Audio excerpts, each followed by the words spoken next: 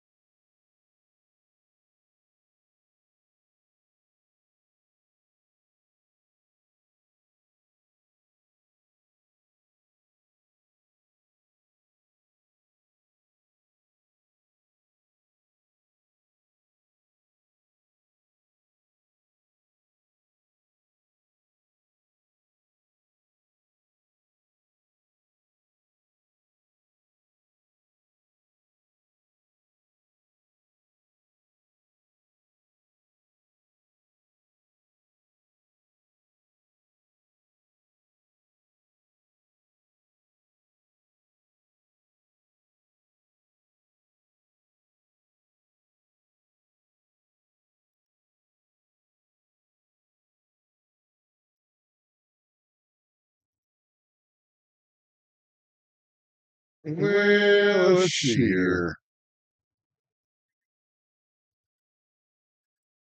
August 3rd, 2025, 12:55 a.m. Eastern. And this is going to continue the project that I started. It's all technology based.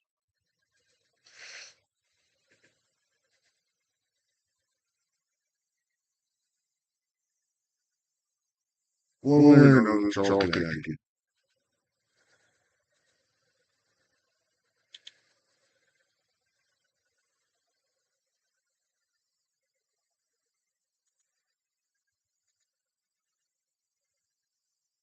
So I'm going to start this off. May or may not be connected. I don't know. You make your own decision. I'm just providing the entertainment. This is Lisa Haven report. What something that Dan Bongino had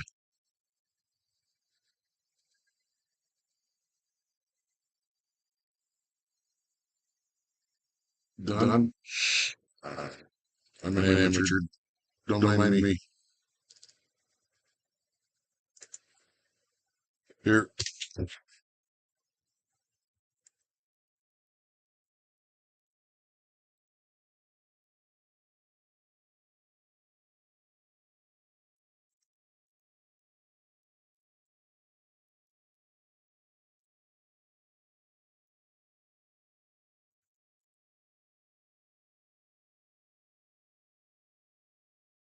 The director of the FBI dropped a bombshell on his X page that I believe you guys need to know about, especially in light of all the latest allegations against Obama, his cabinet members, his administration, the Epstein files, Ghislaine Maxwell meeting with the DOJ, information coming out regarding the weaponization of the FBI, the DOJ, the freaking January 6th pipe bomber. I mean, there is a lot of stuff that we have no answers to.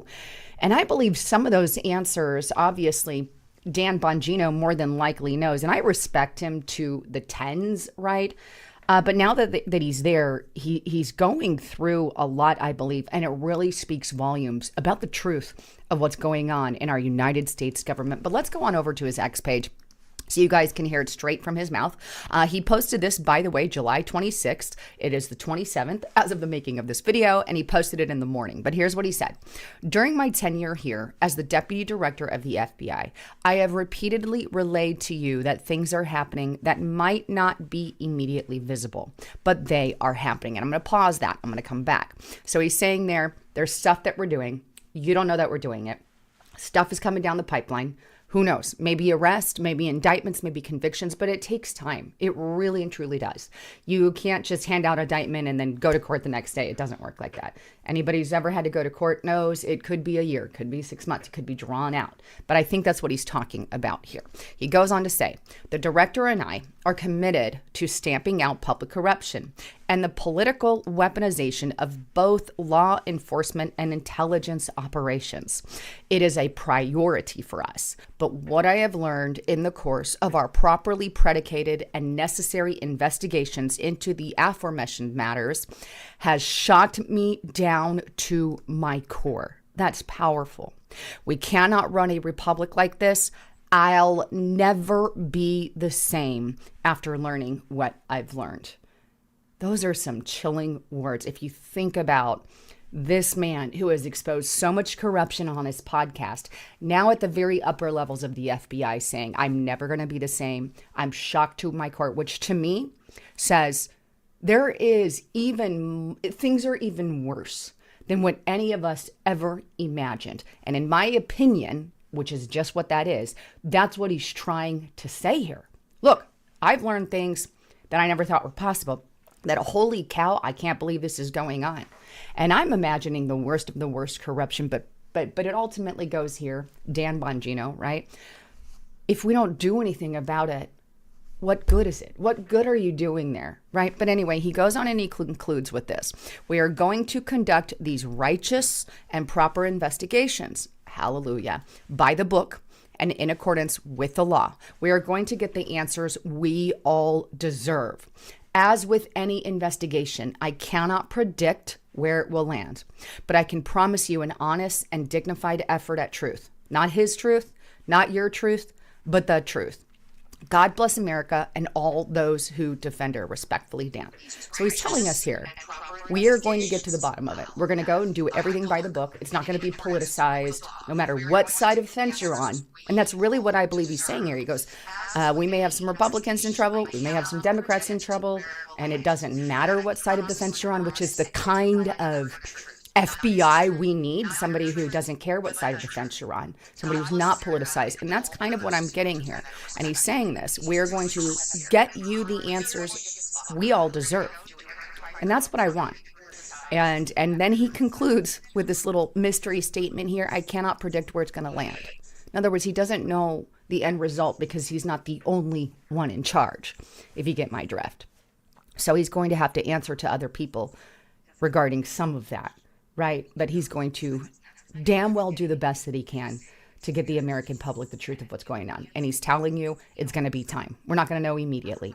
But how much time? Well, that is ultimately the question, isn't it? Is it going to be, after you're already out of office? Are we even going to know before? Are you going to be allowed to tell us some of those information? Or are there going to be ongoing investigations forever like the FBI has always had? And the question therein lies, why? Why are there always these answers that we just barely got answers to MLK, barely got answers to what happened to JFK and Martin Luther King? We just got answers. John F. Kennedy, we just got some of those answers. We're still waiting on answers from Epstein, which, we all know they claim these files don't exist. But speaking of those files, I want to show you this. This just came out the other day as well. This is on Zero Hedge. Ghislaine Maxwell appeal looms as lawyer says she's discussed 100 different people during the interview with the DAJ. In other words, she name dropped over 100 people. Where's that list? Where's that information? Is it in her little black book? If Epstein doesn't have one, or however, you can find clients. Maybe it's not in a physical list, but you can find clients by following the money. Everybody knows that. Everybody knows.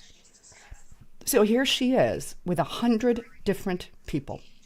Obviously, the girl's looking for a pardon or something to the effect of, right? But either way, That's a lot of people. I want to know who those are. I want to know who you're talking about there.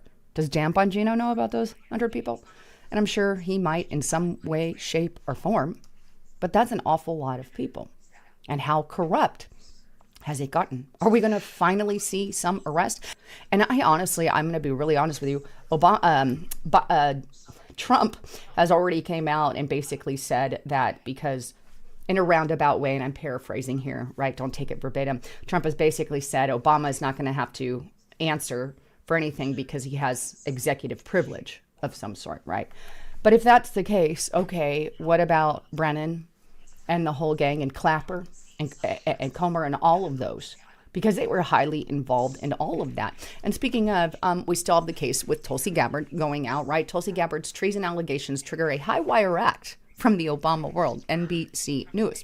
And some of the stuff that they talk about in that article is his administration doesn't know how to handle all this new information about Obama. And they think it's just here's talk and misinformation. And then Clapper and Brennan are coming out. In fact, Clapper, speaking of Clapper, I believe Clapper or Brennan, one of them, but they are actually lawyering up in light of all these allegations. This is a good news and a good direction regarding that, right? Because we have to see somebody answer for the crimes they committed. And these are crimes at the upper level of the government that were committed by Obama and his administration, bar none. If nothing is done, then what good are we? If those certain people, because of your standard, can get away with anything, what good is our country in the effect of going after people for crimes? Are those only for us little people, for everybody but Congress and senators and high up business people? Is it only for us little people that the system exists for? Our entire criminal justice system will break apart if some of these people don't have to answer for crimes they actually committed, like you and I would have to answer for these crimes. But with all of that, I love you guys. I just want to remind you, get to restrictedrepublic.com. I've got bombshell information on there. All the videos that go missing on here are on Restricted Republic. So I want to encourage you to sign up there, support Justice Knight and myself there. Go to restrictedrepublic.com and check it out today. But with that, I love you guys. I'm Lisa Haven, signing out.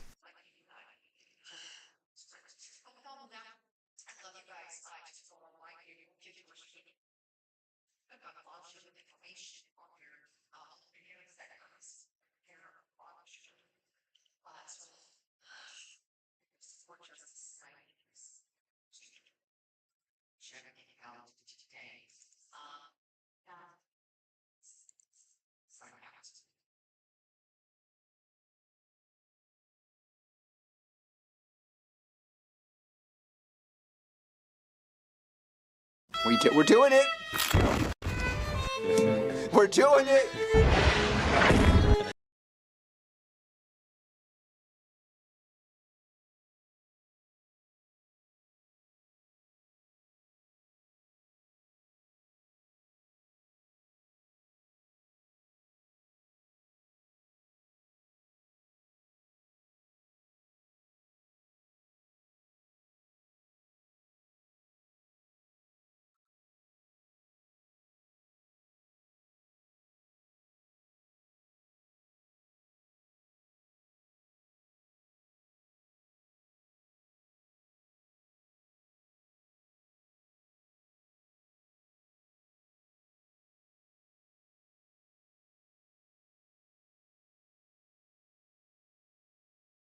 Well, I got a rather interesting report I want to share with you guys today. A warning, if you will, from Julian Assange, who was in some kind of confinement and detention for about 14 years, released a little over a year ago. Well, I want to bring it up in light of everything that's going on, because there is still an attack on journalists and media today, unlike we've ever seen before. A lot of the mainstream media Although they claim Project Mockingbird isn't happening, the mainstream media is hiring former CIA officials and FBI officials and intelligence community officials left and right. And I believe wholeheartedly that they are taken over by the IC and still are.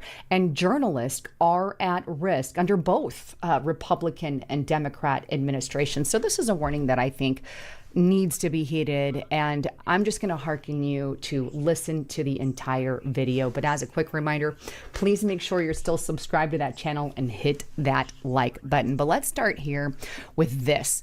And this was published by WikiLeaks on June 26, so a little over a month ago. And this is the moment in this video where Julian Assange sets foot in Australia after 14 years of detention. So again, that was on June 26. He's taller than I had expected him to be, but there he is back after 14 years of detention. Now, to kind of give you a little history briefly, because I don't want to reiterate everything that happened before I get into some of the warning from Julian Assange.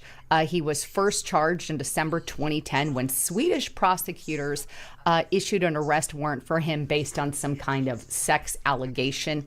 It just kind of went from there. And then in 2012, there was rather intense investigation by the United States in 2012. And that, by the way, was under Barack Obama. They started investigating him here in the U.S. after the stuff happened in 2010. Around 2012, under Barack Obama, they really went intently about seeking information. And then in 2019, as you see here, on this, he was arrested at the Ecuador embassy in London after his asylum was revoked. The U.S. authorities unsealed an indictment charging Assange with conspiracy to commit computer intrusion, and that was in 2019.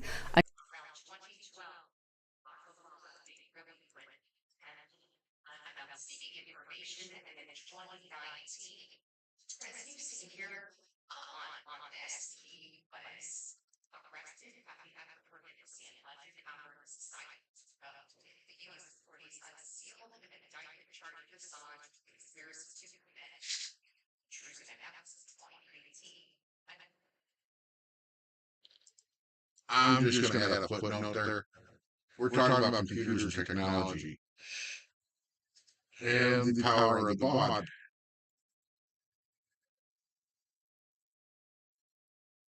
Let that sink in. It's just as easy to plant something on somebody's device as it is to read the information. Data flows both ways all the time.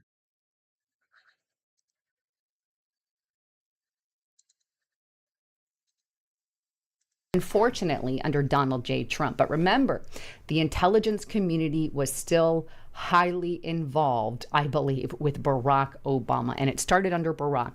And unfortunately, this all happened under Donald J. Trump as well.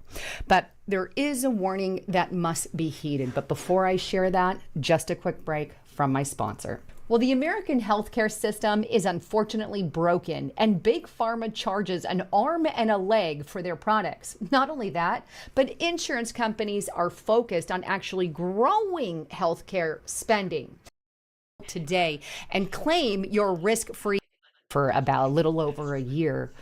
What is going on and what has come of it, and what is the warning that we should heed? We'll take a look at computerweekly.com. 1 year since being freed, Julian Assange still a victim of state secrecy. If the State Department's arguments prevail in a Freedom of Information Act litigation, the truth about the United States actions against Julian Assange and WikiLeaks journalists will never be known.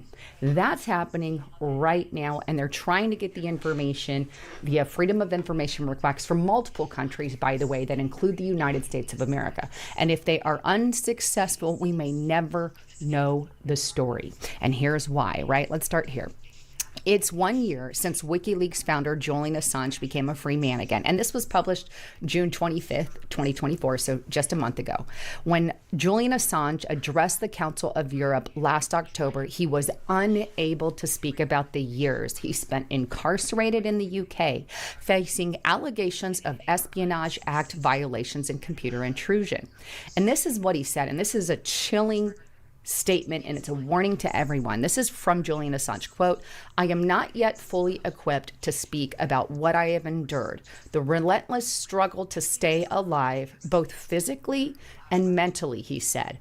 "Nor can I speak yet about the deaths by hanging, murder, and medical neglect of my fellow prisoners." Those are very powerful words by Julian Assange, which he left with us back then, and speak ever more boldly today when he's out there saying, I can't talk about all the crap that they did to me, because of this thing, this charge, these acts that I'm having to fight with. And hey, people were murdered, people were neglected, and people were hung who were my fellow prisoners. Did it have anything to do with the fact that he was a journalist? Maybe he shared information with them. Well, we will never know, right? Maybe they were trying to silence people around him. Maybe they weren't. But what we do know is that because Julian Assange dared to be an actual journalist, he had to endure hell. And the warning is what happened to him is not exempt from happening to other people. While he's got the freedom, if you will, today, he was confined for over 14 years. We're talking about a journalist who was just doing journalism, right? And that's the thing. And that's what he endured. But he goes on to talk about this. He says the arbitrary detention he endured for almost a decade, the smear campaign against him in WikiLeaks, CIA plans to kill or kidnap him revealed by protected witnesses. Yes, you read that right. The Espionage Act charges, the risk of spending his life entombed in U.S. Supermax prison, the 5 years and 2 months spent in Britain's toughest prison, Belmarsh, and the grave decline of his health. In May 2019, 52-year-old Assange was publicly charged by the U.S. Department of Justice. That's in 2019, again, under Trump, with 17 counts under the U.S. Espionage Act of 1917 and 1 count under the U.S. Computer Fraud and Abuse Act over WikiLeaks' 2010 publication of documents leaked by U.S. Army whistleblower Chelsea Manning. So that kind of gives you an overall what happened. But the deal is, again, I want to reiterate, I understand this happened under Trump, but you have to remember there was still deep state highly involved. And I believe they were highly involved at the time of that. And I really wish that Donald Trump would have, exonerated or dropped the charges against Julian Assange. I was pushing it back before he got out of office the first time. And unfortunately, that did not happen at the time. But either way, we are dealing with something different. Multiple countries, including the U.S., are refusing these Freedom of Information Act requests surrounding Julian Assange. The reason they're claiming, well, I'm guessing highly classified, who knows? But here's that, and this is on that same article. The U.S. refuses to release key Assange memos, emails, and cables. The U.S. authorities are trying to keep cables, memos, and emails on Assange and WikiLeaks classified, even though they date back 15 years and are in disputable public interest. They reveal unprecedented intelligence, law enforcement, and diplomatic operations conducted by the U.S. government and its allies against Assange and WikiLeaks between 2010 and 2012. That was under Barack Obama. And that's the key there. And I think that was, who was really behind a lot of this. But when WikiLeaks was publishing its most important revelations, the collateral murder video, the Afghan, Iraq war logs, the U.S. diplomatic cables, and the Guantanamo files. The documents detail how Assange and WikiLeaks journalists were targeted by the United States and alleged intelligence services, including various agencies that tracked their movement, and what intelligence was shared with foreign officials. So they were tracking and monitoring the movements of journalists because they want to know what they're going to drop and say. Mark my words, that is still happening today. Now, they have overtaken the mainstream media, right? In my opinion, we've got many CIA and FBI and IC agents in the mainstream media. Call it Project Mockingbird never ended or whatever, even though they claim it ended. I don't believe it necessarily did, but they control that. What they don't control are the likes of like Julian Assange. Say Alex, say Dan Bongino, say Joe Rogan, say Lisa Haven, Justice Knight. They don't control any of that. And therein lies their problem.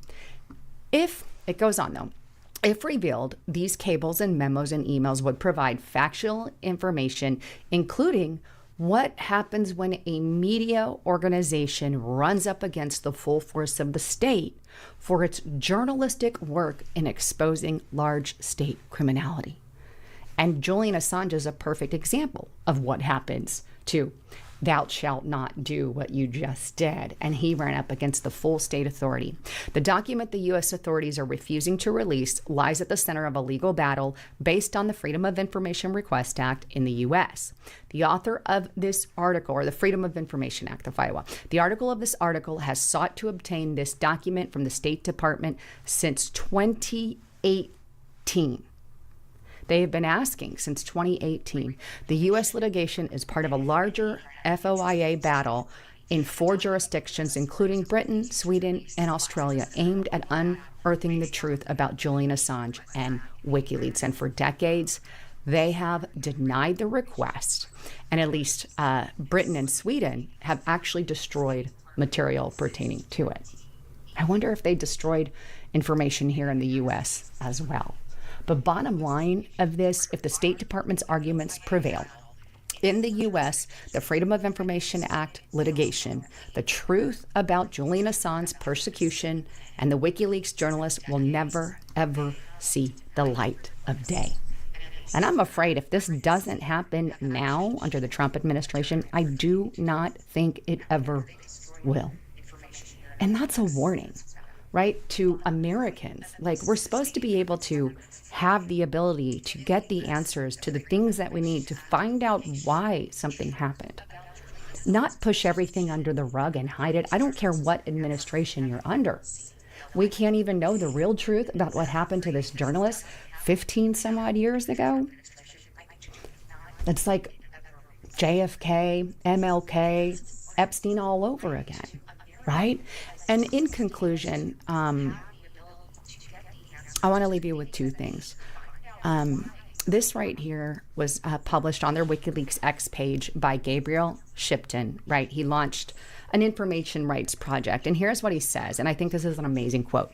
Freedom of expression does not defend itself. It's not automatic. It erodes in increments.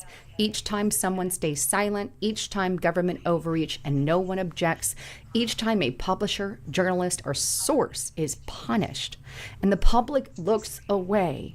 In Julian Assange's case, we saw just how close to the edge things had come, and we're not backing away from that edge. We're accelerating towards it. And that's so true. And that was the point of this video. It's not time to turn away and look a blind eye. We've got a good man in charge right now.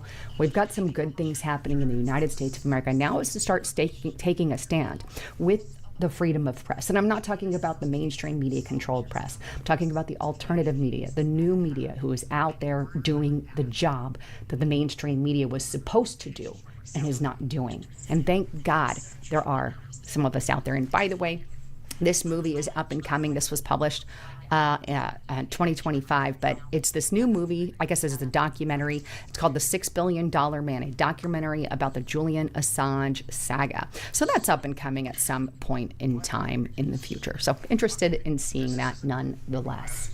But anyway, wanted to share it. It's one of our, amendment rights to have a free press. And I think we need to make sure that we do before Donald Trump gets out of office. And hopefully they release some of that information to WikiLeaks and Julian Assange. But with all of that, as a quick reminder, get to restrictedrepublic.com. Check it out today. Please go there, sign up. There's some big reports on there that are exclusive to that platform. You can see some of the video names here. Not all.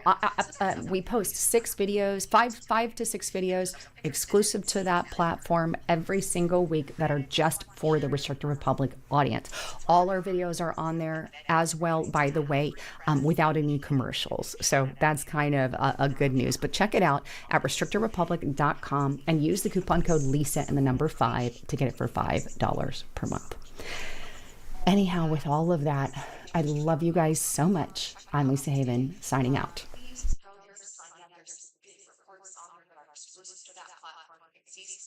If you think a fanny pack is going to help you when you head outdoors, think again. You need the Bearskin Tactical Hoodie 4.0. It's the ultimate 10-pocket utility hoodie for fishing, golf, hunting, camping, boating, or conquering foreign lands. It's the must-have travel layer for cold mornings and chilly evenings when you're away from home. And if it starts raining, you can attach the packable heavy storm rain jacket and pack it away in its own stash pocket when the storm is over.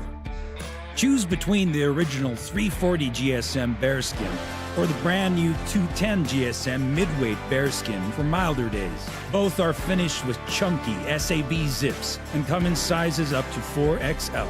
You're seeing this video because we want to offer you 60% off the Bearskin 4.0 with free delivery.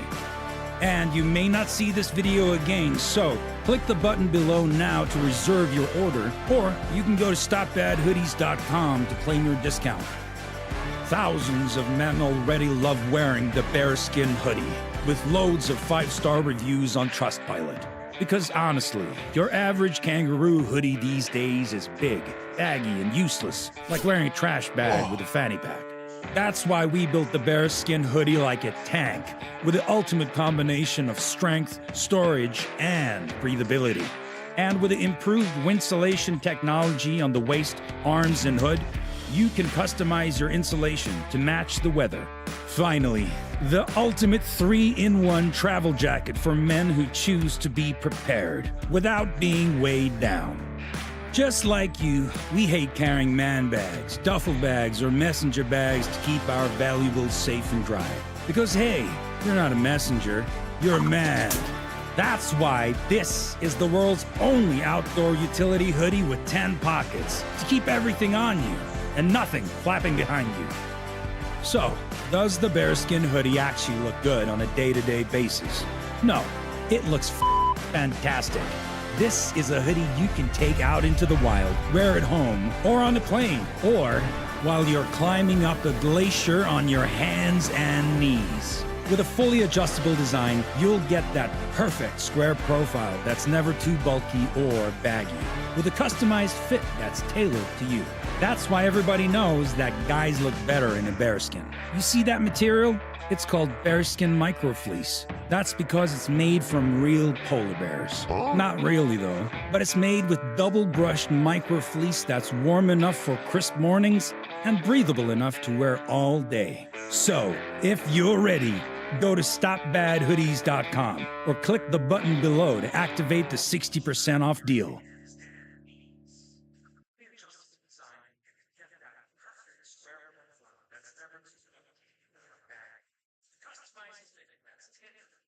That's why everybody knows that guys look better in bearskin. See that material? It's called Bearskin Microfleece. That's because it's made for breathable. Not breathable, but it's made with double-brushed microfleece that's warm enough for crisp mornings and breathable enough to wear all day. So, if you're ready, go to stopbadhoodies.com and click the button below to activate the 60% off deal.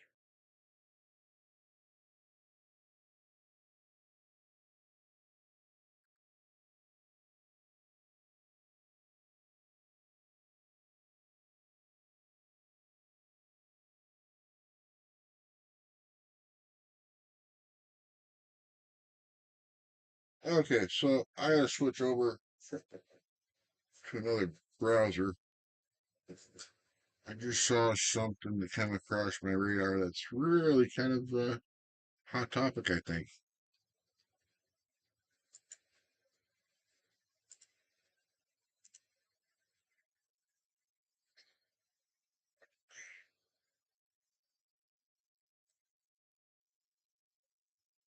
Let's see if I can find it.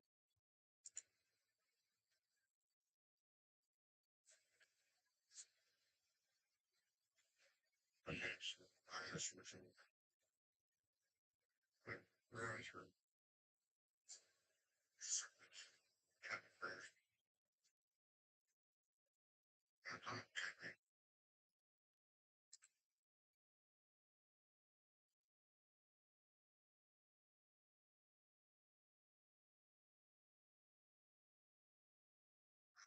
Damn it, I don't want.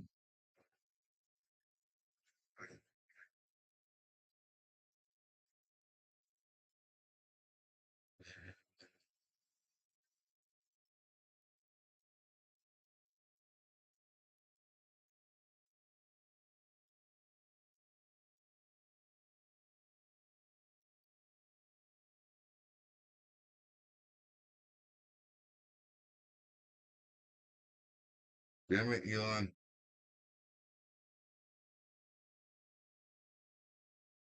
Should I do it that way?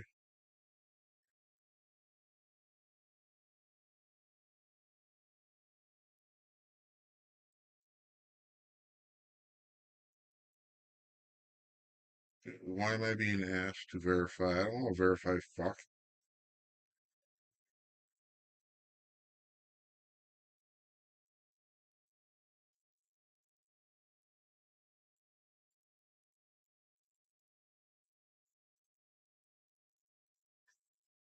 Alright, so if I try logging in with my goddamn email address like anybody else, why am I being asked for my phone number?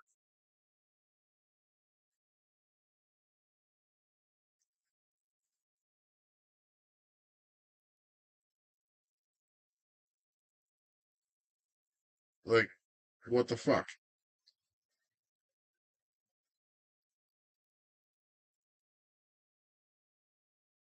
There is such a thing as too much information, or information overload, or more specifically, none of your fucking business. Here's my thought. Why am I being asked for my phone number?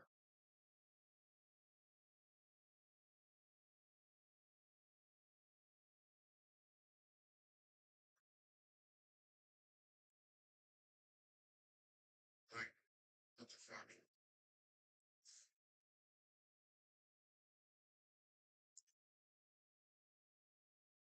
There is such a thing as too much information. Information overload. Or specifically, none of your fucking business. Here's my thought.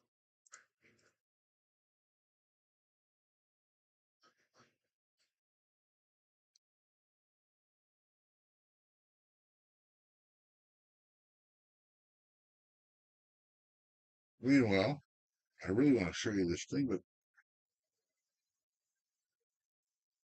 I can't figure out how I'm going to do it.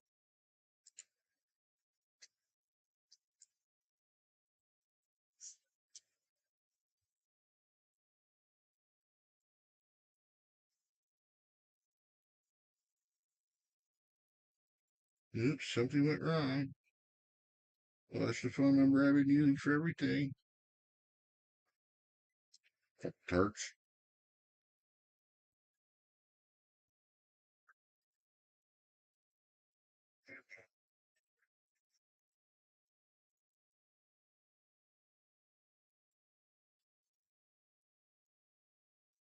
Alright, fine. Okay. Fuck off. Or plan B.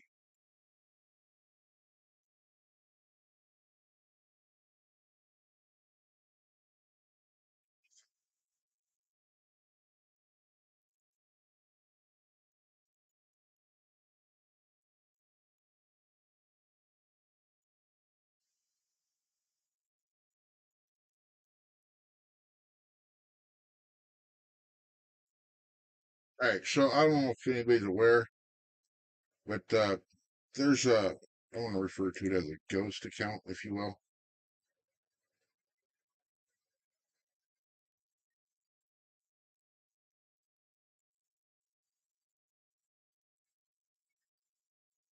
It's called Ghostify, as in John McAfee, but his ghost.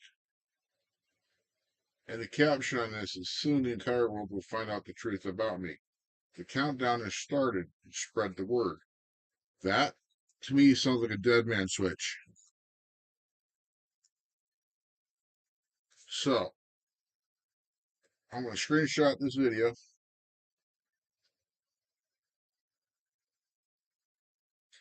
Cage on 10. People are asking what this cage of tinfoil and metal is all about. That's a real name. It's a Faraday cage. A Faraday cage is a cage which emits no signal and no signal can enter. And you can see this all around, including the floor, all metal, the ceiling. Why am I doing this? Why am I going to this trouble? Well, in addition to the Faraday cage, we have an 8-channel scrambler, which you can see here, I hope, which prevents any signal from getting into this room or leaving this room, just in case the Faraday cage fails. Why am I doing this? Because I am an escaped slave. A slave to the system that escaped, and I have a loud voice. You think you're not slaves, but you are. The 9 to 5 existence of your current lives is structured by the American industrial corporate complex, complicit with our government. You need to free yourselves from this, not as me. You don't have to go out and risk yourself by speaking out loudly, but free yourselves.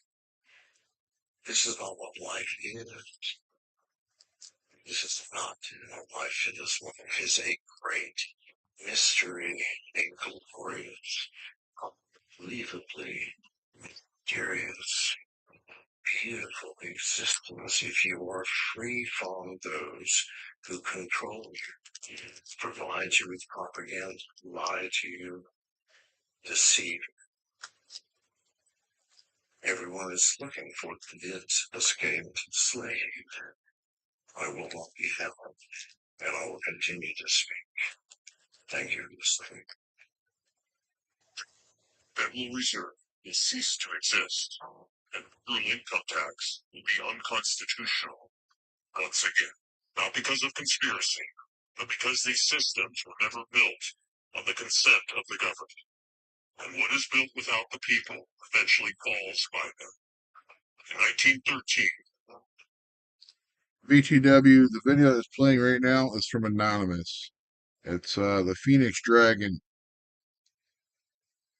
And I find it kind of funny that John McAfee's account backs up just before this video. And the message is similar. I'm just drawing a parallel here. I'm not stating anything fiction, or just my observation. Do with that as you will.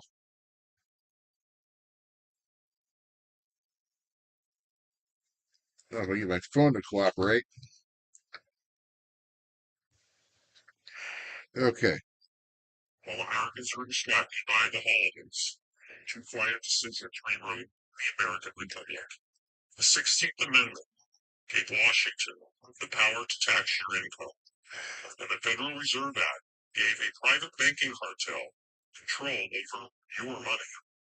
Neither had the consent of the people, and both redefined the relationship between citizen and state. Before 1913, a federal income tax was unconstitutional by design. The founders understood that when government can tax your labor directly, it can control your life. That protection, written into the Constitution, was torn away, and the Federal Reserve, born in secret at Jekyll Island, drafted by bankers, passed in the dark, a private institution cloaked in public power, beyond elections, beyond accountability. Economist Milton Friedman said it best: no institution in the U.S. has such a high public standing and such poor record of performance. Let's review that record. The Fed doubled prices during World War I, helped spark the recession of 1929, then turned it into the Great Depression. It fueled the inflation of the 1970s, and in recent decades, it printed trillions to inflate Wall Street while draining Main Street. You didn't vote for this. You never gave your consent.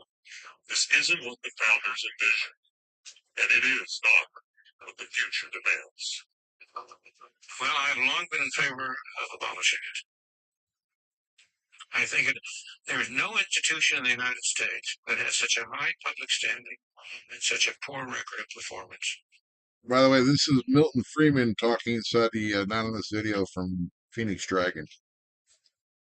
This is historic footage from C-SPAN on an interview. On the whole of it, very poor record. It's done far more harm than good. My friends, you're all anonymous. You are the 50th anniversary of our Republic of Monarchs. It is time we, the people, restore what was promised in 1776. He's listing a couple documents in his video.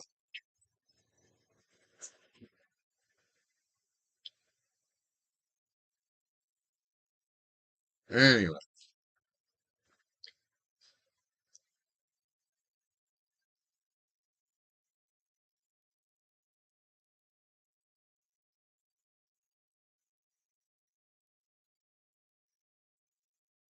Let's see here.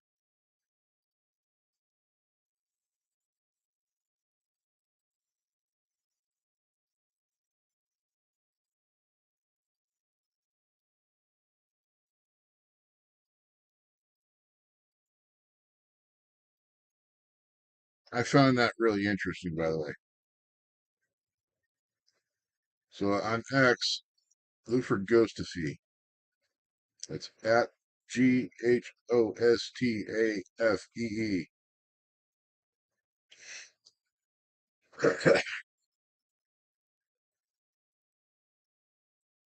It might just be highly coincidental.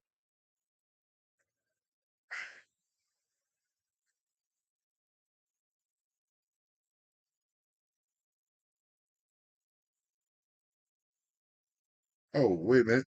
Phoenix Dragon got another follow-up video here.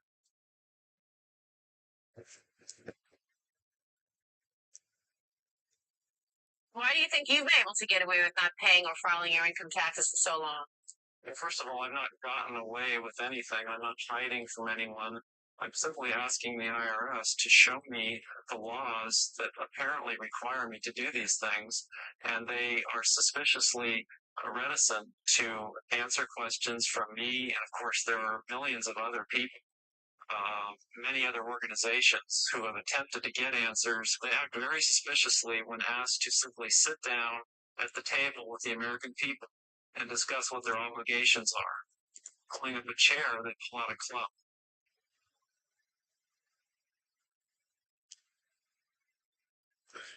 These liens that are reported against people by the government for tax liens are nothing more than allegations. They are not. They have never been determined by a neutral third party, such as important to have one front of validity.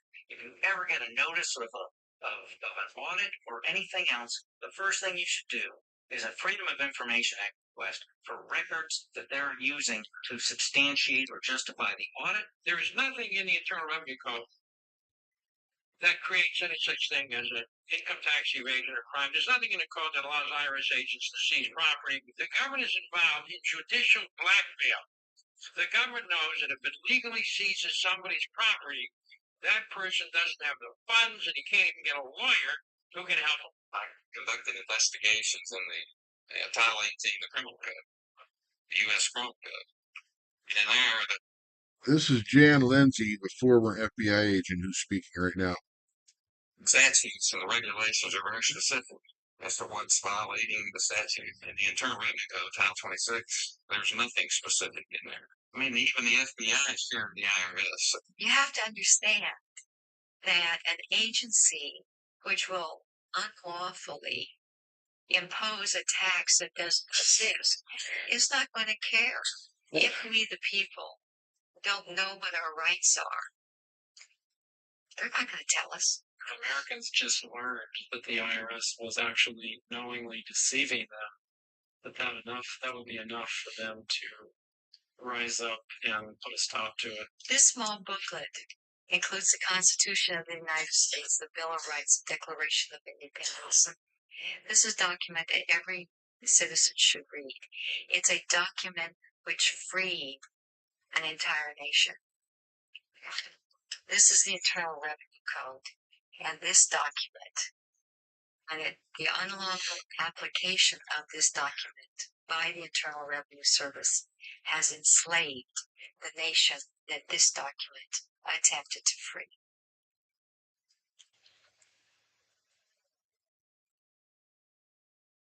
Could you explain what is the relationship? Here's my question between the child trafficking, adrenochrome manufacture, and how this is used to blackmail and to control,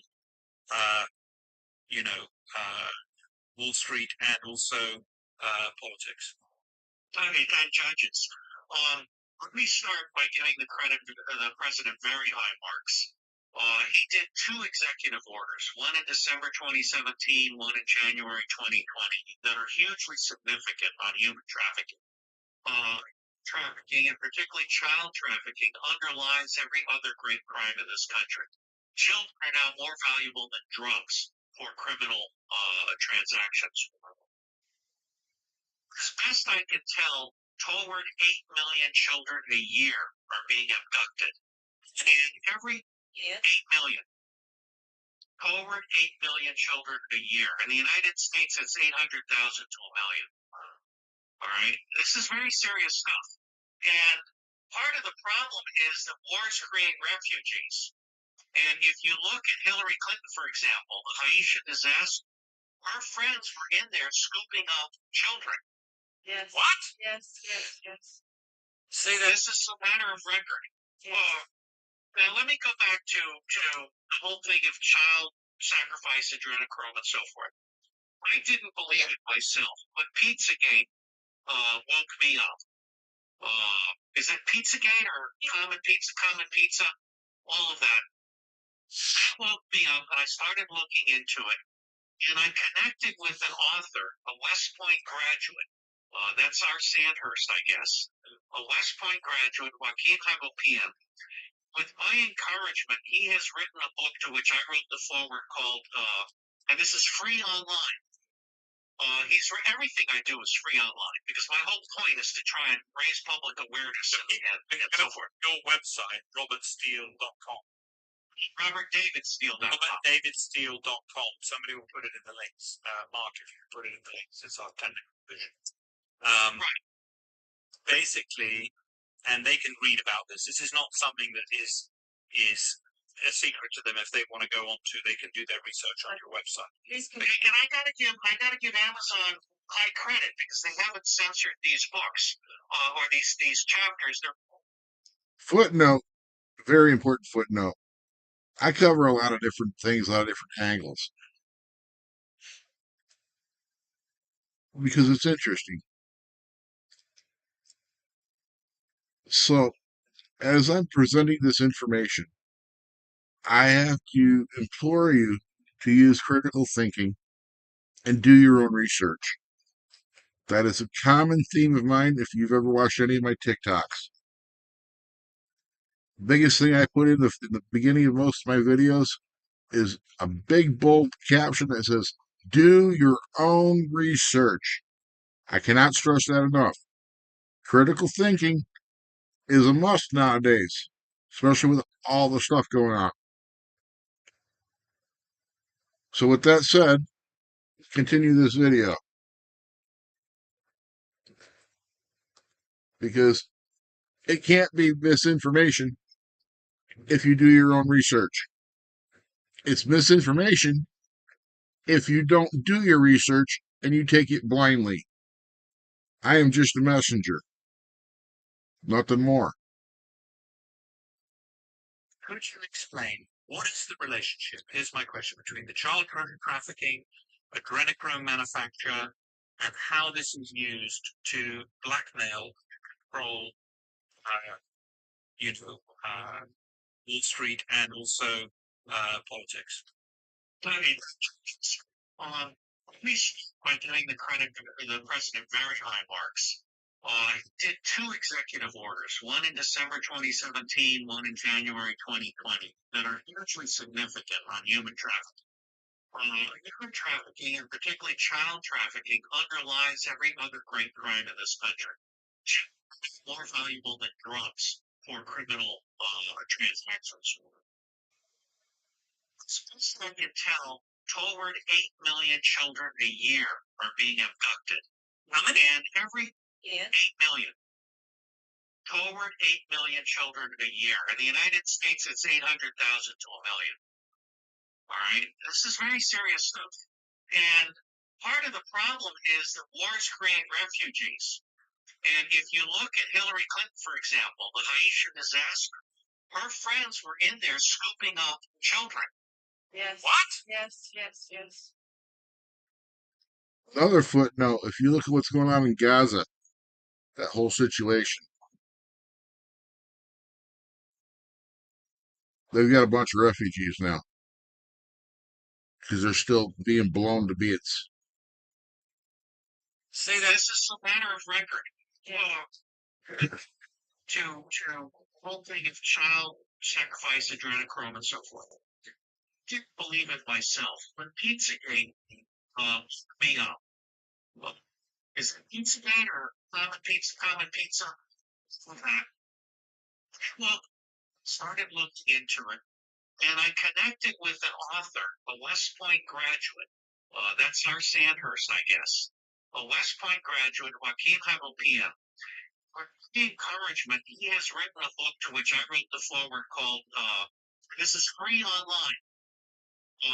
Everything I do is free online because my whole point is to try and raise public awareness and so forth. Your website, robertsteele.com. Oh, robertdavidsteele.com. robertdavidsteele.com. Somebody will put it in the links. Mark, if you can put it in the links, it's our technical vision. Right. Basically, and they can read about this. This is not something that is a secret to them. If they want to go on to, they can do their research on your website. And I gotta give Amazon high credit because they haven't censored these books or these chapters. They're also free online. I mean, people who know tinyurl.com just go to Veto Empire. Okay. That's the short URL. But under my encouragement, Joaquin has produced 34 chapters so far, with additional chapters to come. Each chapter documents pedophilia going back into time. This is not, I mean, the Aztecs and the Mayans were sacrificing children and drinking their blood, so forth. Drinking a child's blood without torturing the child. Own anti-aging device. Peter Thiel is on record in the newspaper saying he gets a transfusion of child's blood every day. All right? Now, the question is, what about torturing children? So we have pedophilia, which is child sex abuse. Then we have torturing children to create adrenochrome. And the easiest way I found to explain this to people is to think about how the Chinese torture dogs. They basically boil dogs alive.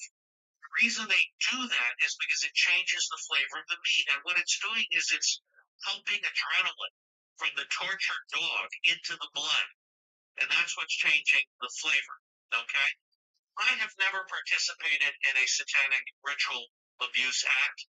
I've never talked to anyone who has been present at a satanic ritual abuse act. Team Avapian has documented hundreds and hundreds and hundreds of links of people who have testified about all of this stuff, which includes things like forcing fetuses to be delivered and eaten on site as part of the ritual. Now, let me stop there and just say that Sidney Powell, I'm a huge fan of Sidney Powell, Mike Flynn's lawyer. I like to say that the only difference between Sidney Powell as a pit bull is that one wears burns. Okay? She is a monster. And I would like to see her be a Supreme Court justice. because there's no one else in America that is standing up to crooked judges and crooked prosecutors. And by the way, crooked judges running children into pedophilia by taking them away from their parents, and they're running the elderly to their graves in order to strip them of their estate. And the way this works is the elder person is drugged up, then the sheriff takes them away, then the estate is sold, and the judge, the prosecutor, the sheriff, and the doctor all split the proceeds. Okay? Sidney Powell gave a speech recently at a university in which he talked about what was known to have been on the Weiner laptop, which had all of the Hillary Clinton and Mohammed stuff. And what she said was that what the New York police saw on that laptop caused them to vomit. Cannot overstate. That's a New York police officer. Yes, multiple officers. Right, Actually, I love the New York police. Let's just say that again. That's a New York police officer who's seen a few things over the life of being a New York police officer. That's not a cozy job. That's not like a... What I'm trying to say here is two things. The first is, before the FBI under Obama came in to confiscate the laptop and try to protect Clinton, the New York Police Department copied it. And the second thing I'm going to say is I'm quite confident the President of the United States of America knows all of this in detail. Neomycin and kanamycin, all of you go... Okay. I'm gonna stop that one right there.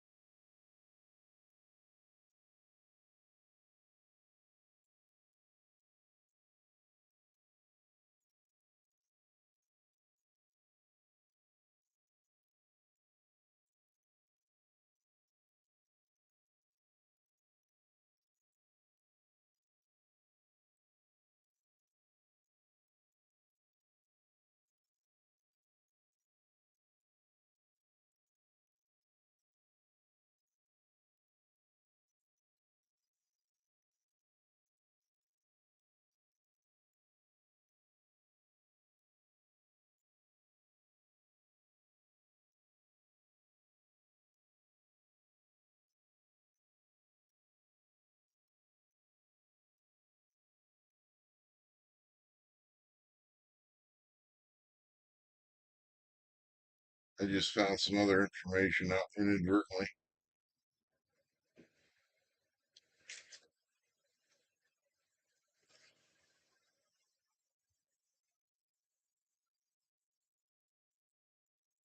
Something I'm going to probably want to reproduce as an actual video. So I'm taking some screenshots.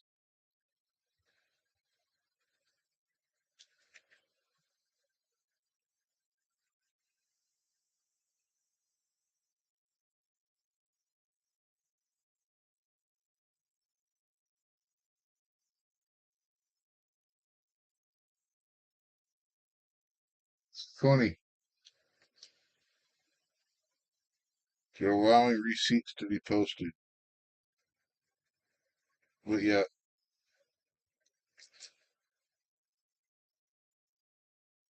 it's subjective, I guess. Depends on what receipts you're posting.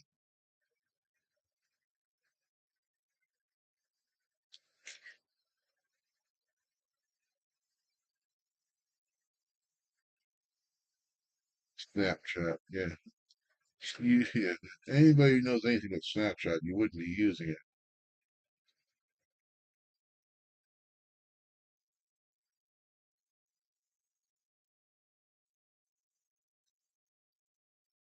That's all I'm saying. I mean, I really haven't liked Snapchat from the beginning, so no harm, no foul on my part.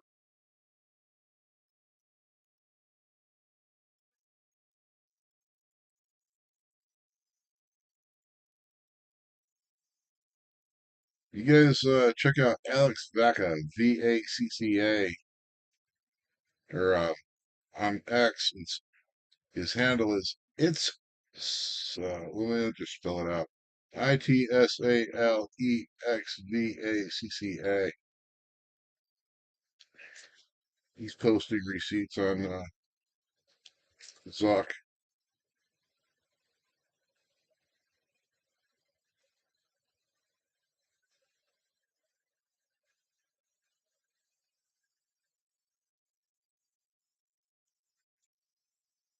It's funny.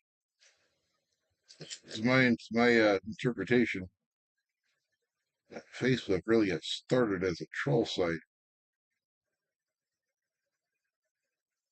If you watched his video, how he started,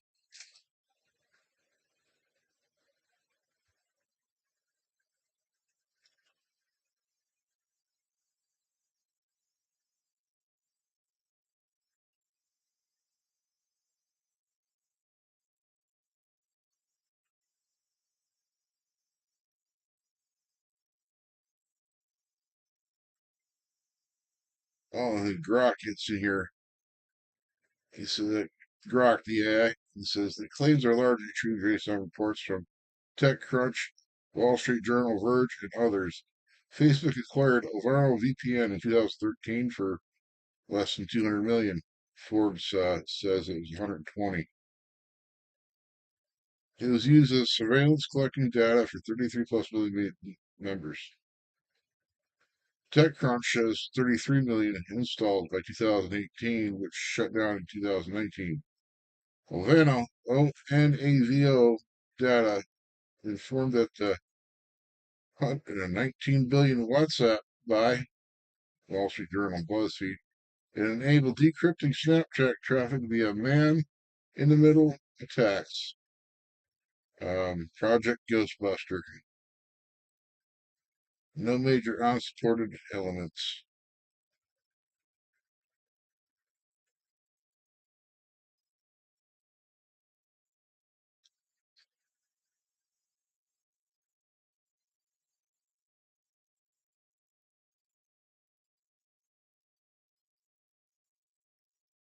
Yeah, here's a nice meme. It says it's from Zuck's perspective. It says, "Hey, fellow freedom lovers, can you believe what the Biden administration did to us? Ha ha ha! Nothing more than you already did, Zuck."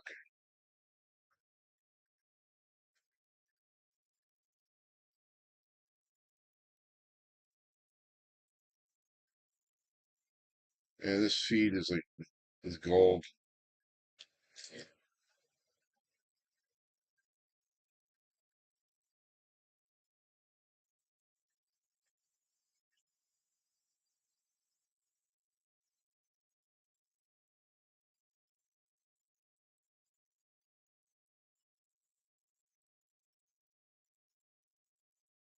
I'm getting off track.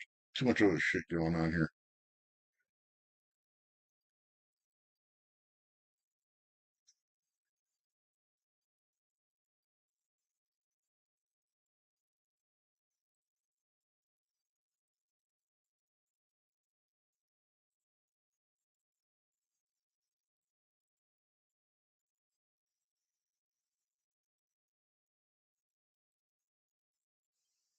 Yeah, I gotta get off of that.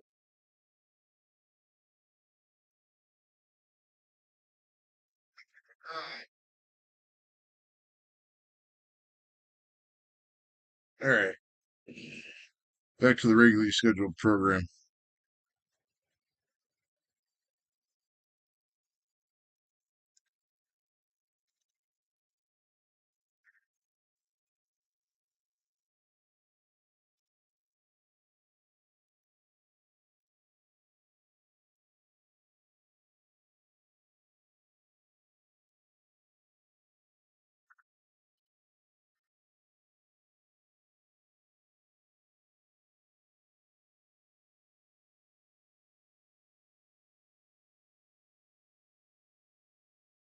Hoping to tie this all together.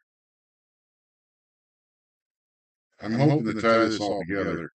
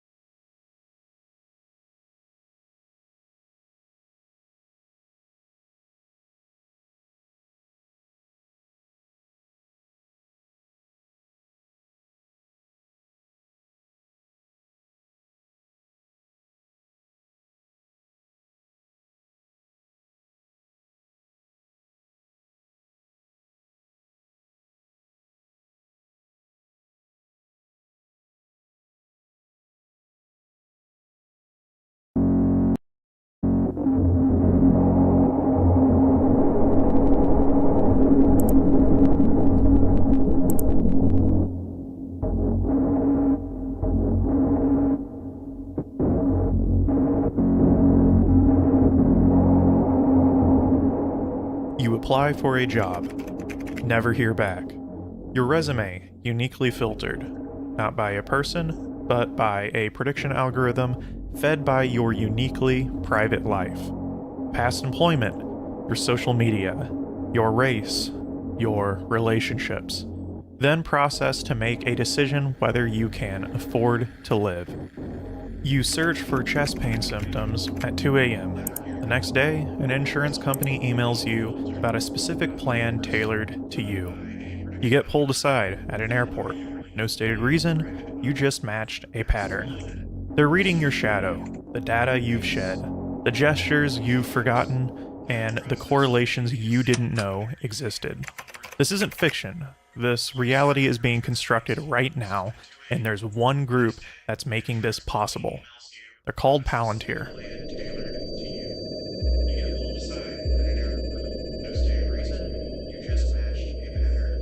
A group that has quietly operated behind the scenes for years.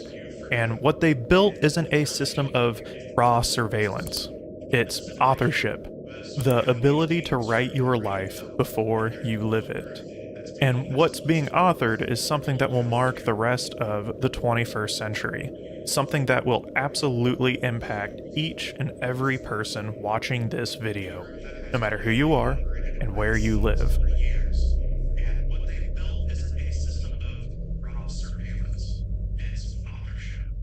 So, who is Palantir?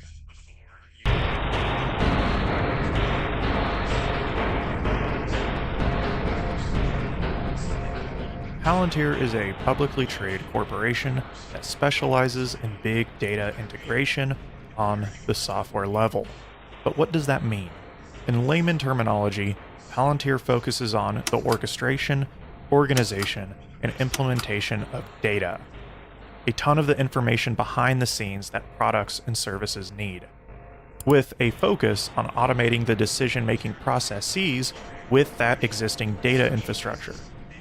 But how and where do they do this? They do this for corporate clientele such as JP Morgan, Wendy's, to public entities such as Britain's NHS, Norwegian Customs, Danish POL, Intel, Predictive Policing, all the way to ICE and the CIA in the United States. Product lines such as Palantir Gotham allow police departments to predict potential crime with data of citizens in a given community. They can even run probability for whether someone might have a mental health crisis. For militaries such as the IDF, Gotham can expand drone capability to be completely autonomous, controlled, operated, and executed by a machine learning algorithm. Palantir Foundry can automate logistics and make predictive outcomes in healthcare and supply chains, such as Britain's NHS. As we speak, Palantir is experiencing an unprecedented rise in market cap, growing by 23 times since 2023.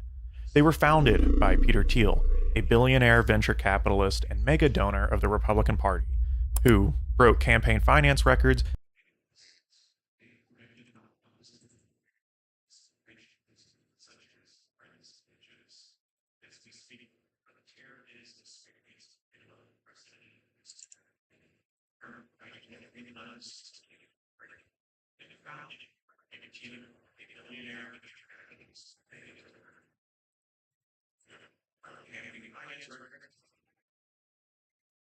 Footnote: during the recent LA riot, if anybody paying attention, their stock price jumped exponentially. And this video here was created after that happened, so if you go back and see the graph, well, maybe I could do it. growing by 23 times since 2020. You see the graph, that spike right there?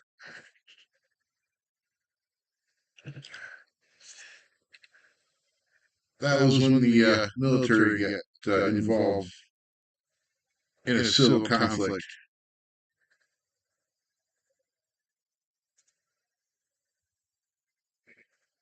Palantir is military technology and is being deployed across the spectrum in civilian life.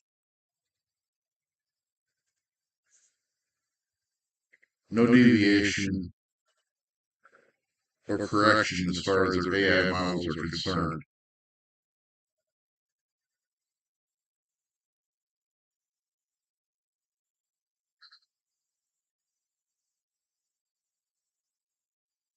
So they have a hell of a proof of concept going. Just my perspective.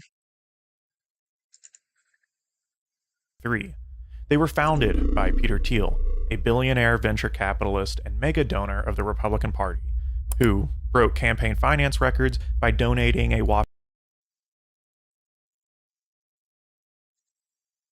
Another footnote, he's also a founding member of the PayPal Mafia. That's an interesting research and a rabbit hole for someone to dig into. How PayPal got started, how it became a monopoly, how they branched out, each one of the founding members, into the different aspects that we are now dealing with in everyday life. But you should really look into the PayPal Mafia rabbit hole and then tie it around with everything else. You'll definitely have an aha moment. $15 million to J.D. Vance's 2022 Senate campaign. Thiel is also famous for pushing for fully private-owned cities, city-states entirely owned by corporations. You would prefer the human race to endure, right? You're hesitating. Yeah, well, yes? I don't know. I would This is a long hesitation. This is a long hesitation. There's so many questions implicit in this. Should the human race survive? Yes. Okay. But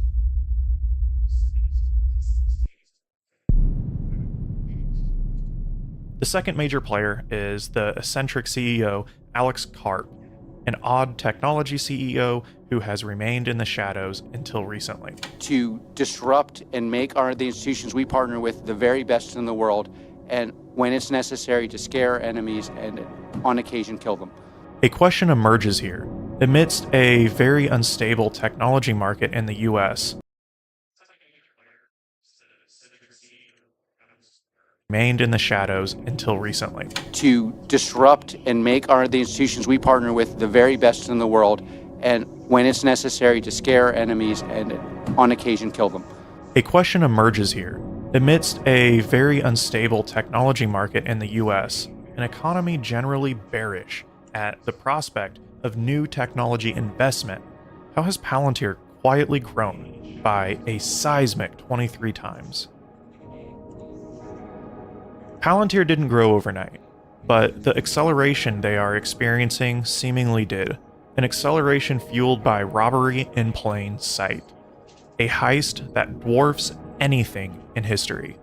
Yet, it's important to note the past 40 years of neoliberalism can be described as a heist in general, an unprecedented seismic extraction of wealth from normal, day-to-day working-class people, to the point where the rich have never accumulated more wealth compared to the rest of society in human history.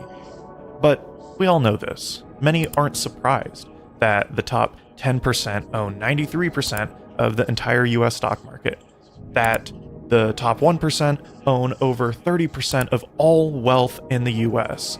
Journalists, economists, and even the rare politician have warned us for decades that this level of extraction is occurring. But without outright crippling society to the point of economic collapse, what else is there to take? Turns out, a lot more. And it's far more powerful and substantial than money could buy. Now to President Trump and Elon Musk's latest moves to reshape the federal government. The top Social Security officials stepped down after Musk's team requested access to sensitive personal data about millions of Americans. Senior political correspondent Rachel Scott is tracking it from Mar-a-Lago. After the 2025 presidential election, the Trump administration announced the creation of DOGE, the Department of Government Efficiency, with the official aim to cut, quote, fraud, waste, and abuse in the public sector. Headed by Elon Musk, and with ex-employees of Palantir, Musk made an official goal of cutting $2 trillion in what he claimed was identifiable waste. In actuality, the final sum expected to be cut is $160 billion, with official estimates showing that Doge's total operational cost to be around $130 billion itself. And according to a report from Yale's The Budget Lab, the measures to cut various government agencies is expected to create a net loss of $300 to $500 billion over the next decade. And despite this has been the Trump administration's greatest success. That's because Doge is a lie. The point was never to cut fraud, waste, and abuse. It's a facade for an ambition much greater and far more consequential.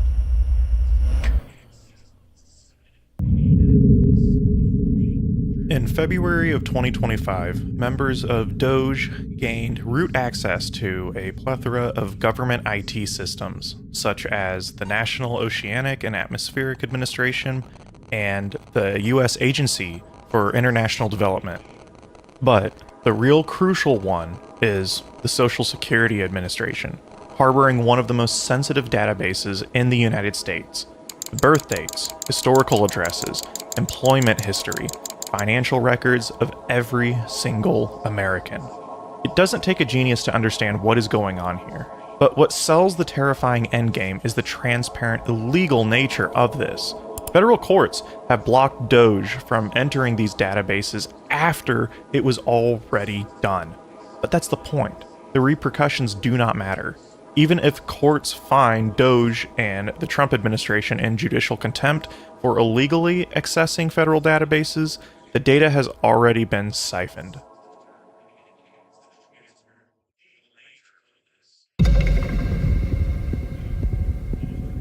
In April of 2025, Judge Ellen Hollander denied Doge access due to concerns around privacy and the Fourth Amendment, along with the Fair Privacy Act, a 1974 law that requires explicit protection of personal data unless there is immediate urgency in law enforcement functions. Which, as the courts reflected, there clearly is zero urgency to combat crime that would necessitate unfettered access to the Social Security Administration's database. Yet, in June of 2025, in an absolutely contradictory and wild ruling, the Supreme Court ruled that the Trump administration had authority to executively access federal databases at will. The only 3 liberal judges dissented. The behavior here is what is particularly dangerous, to execute without legal process, without genuine consultation of the law. Justice Ketanji Brown Jackson voiced concern regarding the Trump administration's legal defense. In essence, the urgency underlying the government's stay application is the mere fact that it cannot be bothered to wait for the litigation process to play out before proceeding as it wishes. A concerning question here remains. Is this naive hubris of the Trump administration a lack of concern due to Trump's evasion of legal repercussions, or is this done with a strategic plan of assurance that the law will not be applied to them after the fact? That the few democratic judicial procedures in the US will be null and void by the time justice could ever be served? We don't know the answer. What we do know is that all our collective, sensitive data is now out in the wild, unbeknownst to us, but not without emerging clues.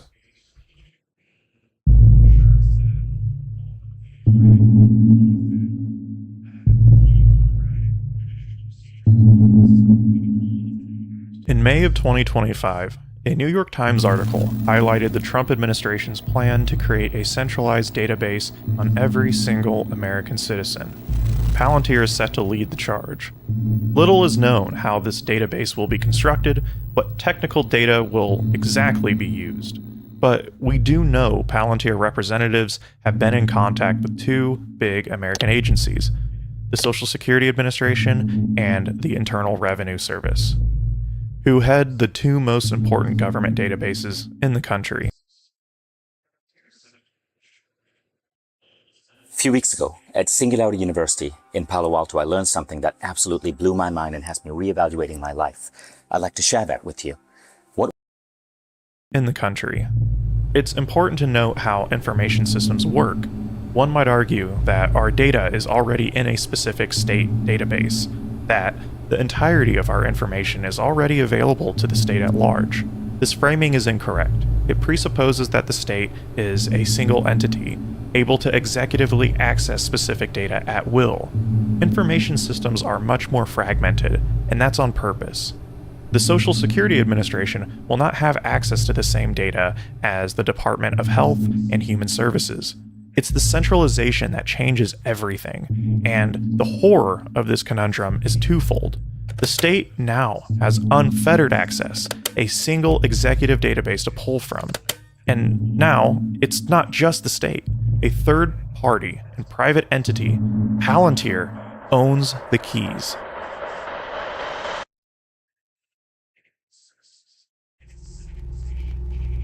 I have given it to some, but it goes to very special people, and I thought I'd give it to Elon as a presentation from our country. Thank you, Elon. Thank you. Take care of yourself.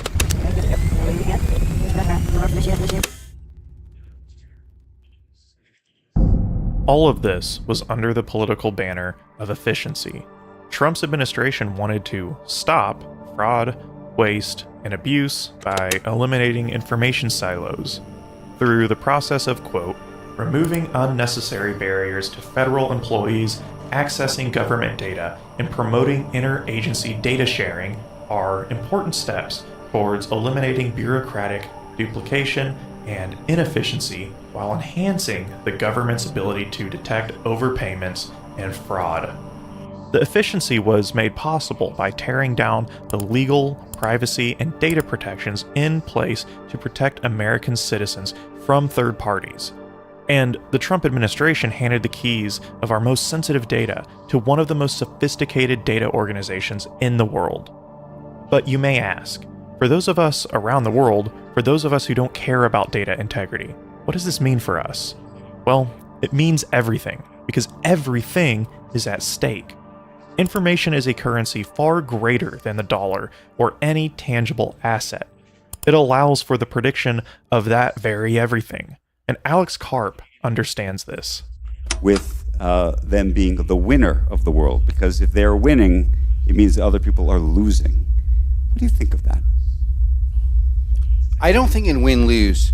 I think in domination.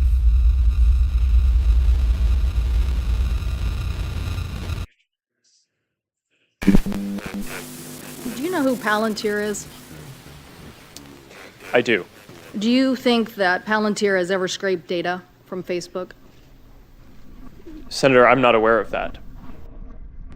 We've entered what theorist Shoshana Zuboff calls surveillance capitalism, an economic system that doesn't extract value from your labor, but from your behavior itself.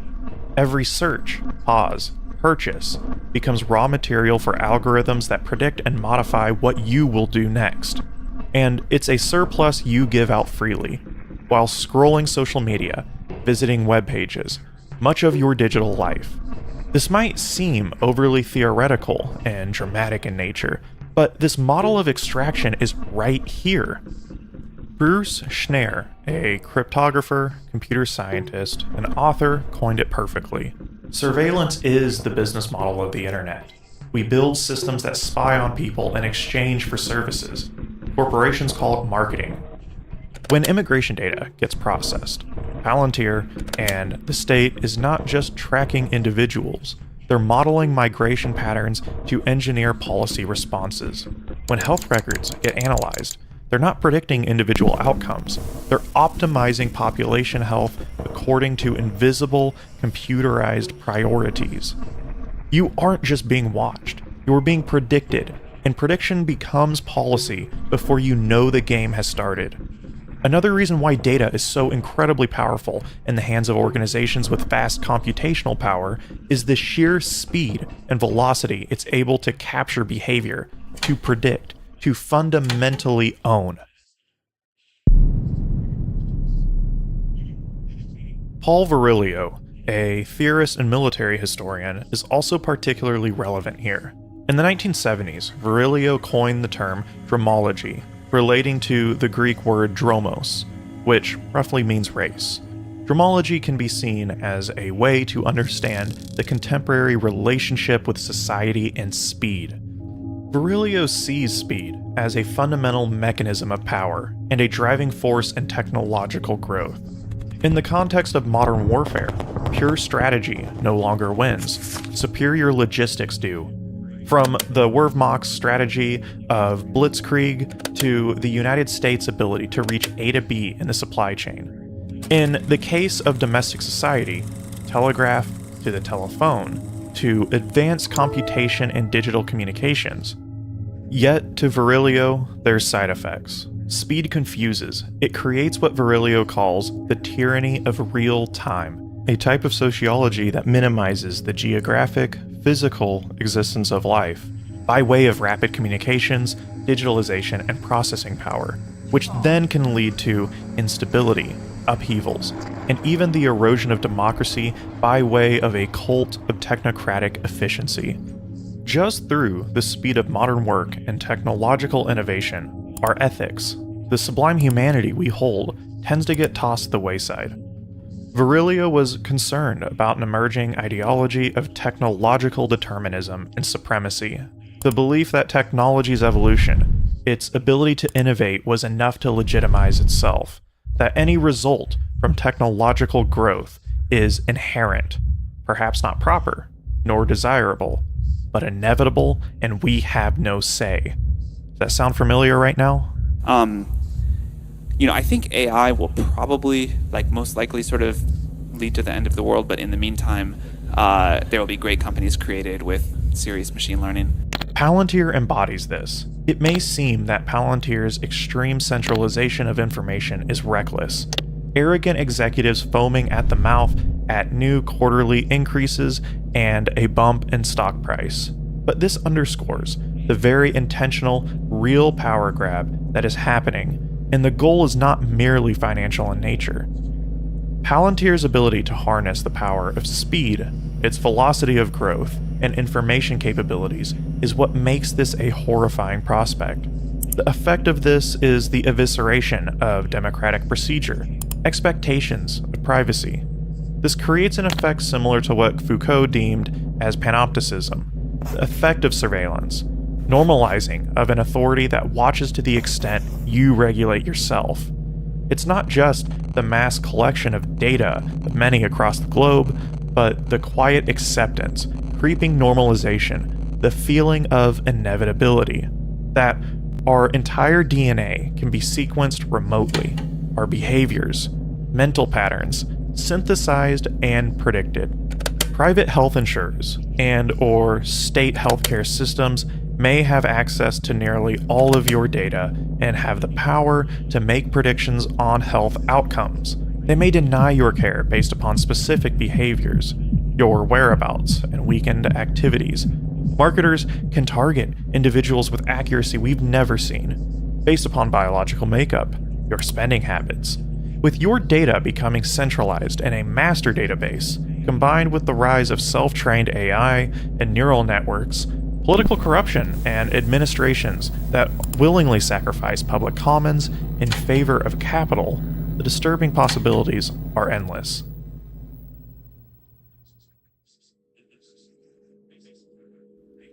But not all is lost. We create new data every day, and much of it is under our control. While not all, we have ownership and agency around how and when much of that data is shed. On the front of a state-sponsored centralized database, explicit political pressure is about all we can do. This is a unique dilemma not even security researchers would have predicted. This is relatively new territory.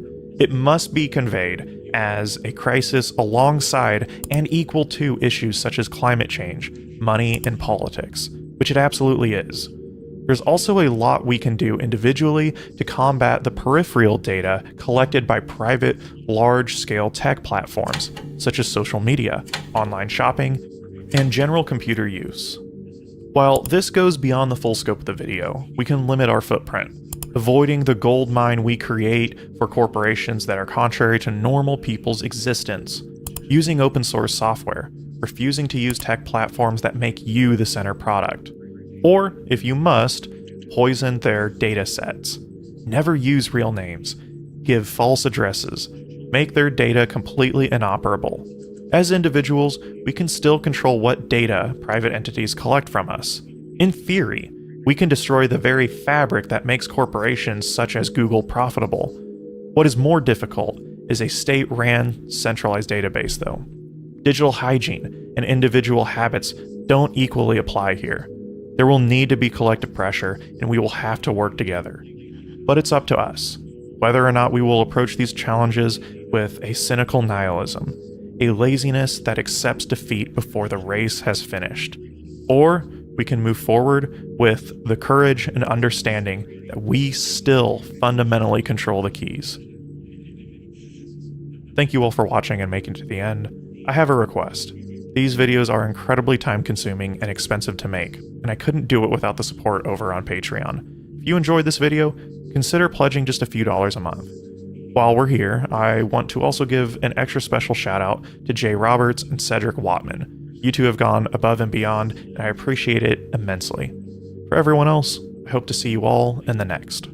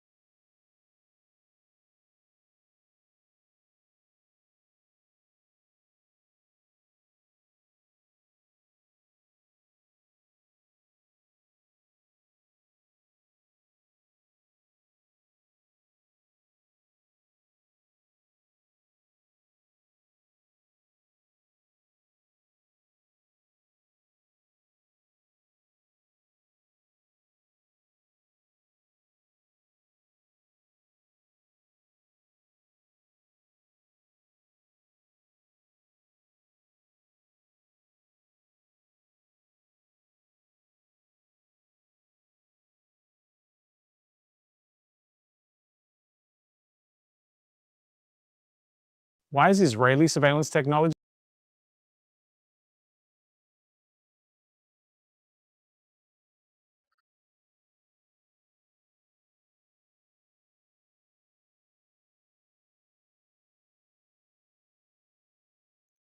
This video here, fiction play, goes to configure geopolitical situation. Because there are organizations, not throwing anyone particular under the bus, who do not know or understand what boundaries are. And seriously, in my opinion, lack ethics.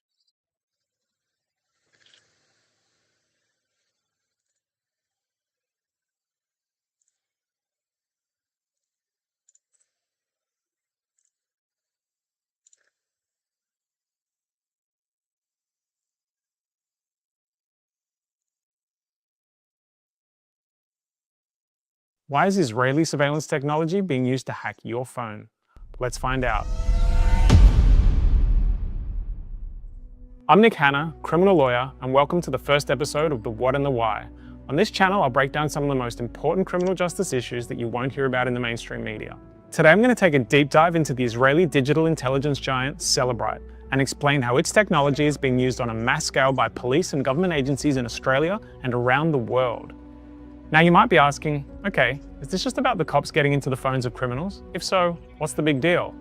Well, in this video, I'm going to explain why there's a whole lot more to the story and how the use of Celebrite technology in Australia raises serious privacy concerns for all of us. I'm going to start by looking at the darker side of Celebrite that most people don't know about.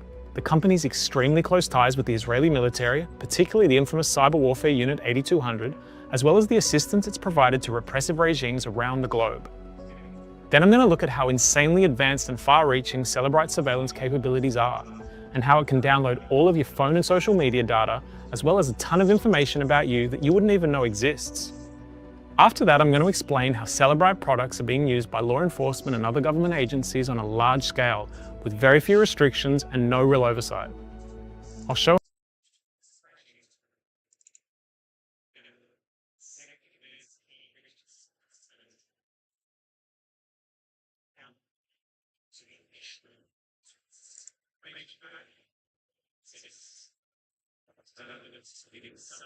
Again, I'm going to reiterate where all this technocracy shit's going.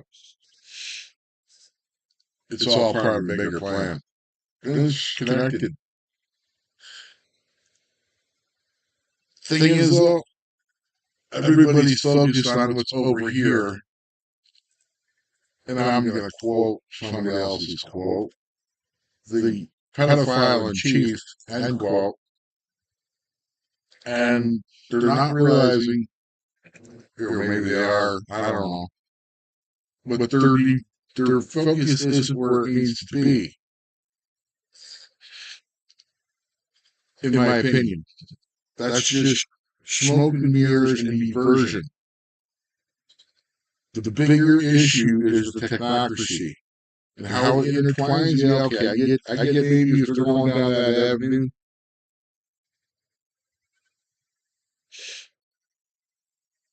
But that's only a side effect. That's a Band-Aid. That's not even pills, it's penicillin.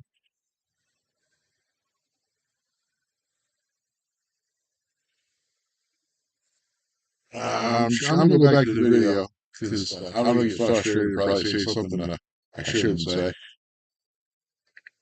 Out of spite and a little bit of pissed off anger.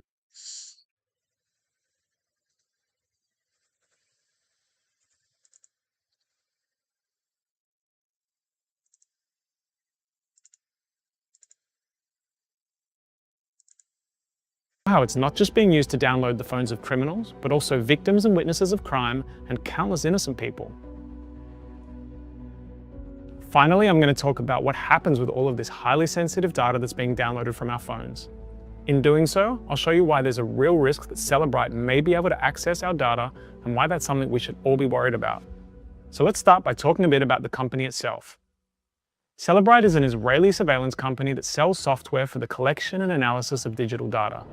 It's best known for its ability to hack mobile phones, but that's just one of many products it offers. Celebrite has thousands of clients across the globe, including law enforcement, spy agencies, foreign militaries, and private corporations. Celebrite's headquarters are located just outside Tel Aviv, but it has offices around the world, including here in Australia. On its website, the company says that its core values are personal privacy, public safety, transparency, and respect for individual rights. But there's some good reasons to doubt this claim. For starters, Celebrite has very close ties with the Israeli military, which is not exactly known for its respect for human rights. Until recently, the company has been run by its long-term CEO, Yossi Carmel, who was formerly lieutenant colonel in the elite Israeli paratrooper brigade, and after that held a senior position in the Israeli Ministry of Defense. In 2021, Carmel admitted that most Celebrite employees come from the infamous Israeli Unit 8200 or similar units. Now, to understand why that's so important, we need to talk a bit about Unit 8200. Unit 8200 is the main intelligence and cyber warfare unit of the Israeli military. Historically, its primary goal has been the mass surveillance of Palestinians and the populations in neighboring Arab countries.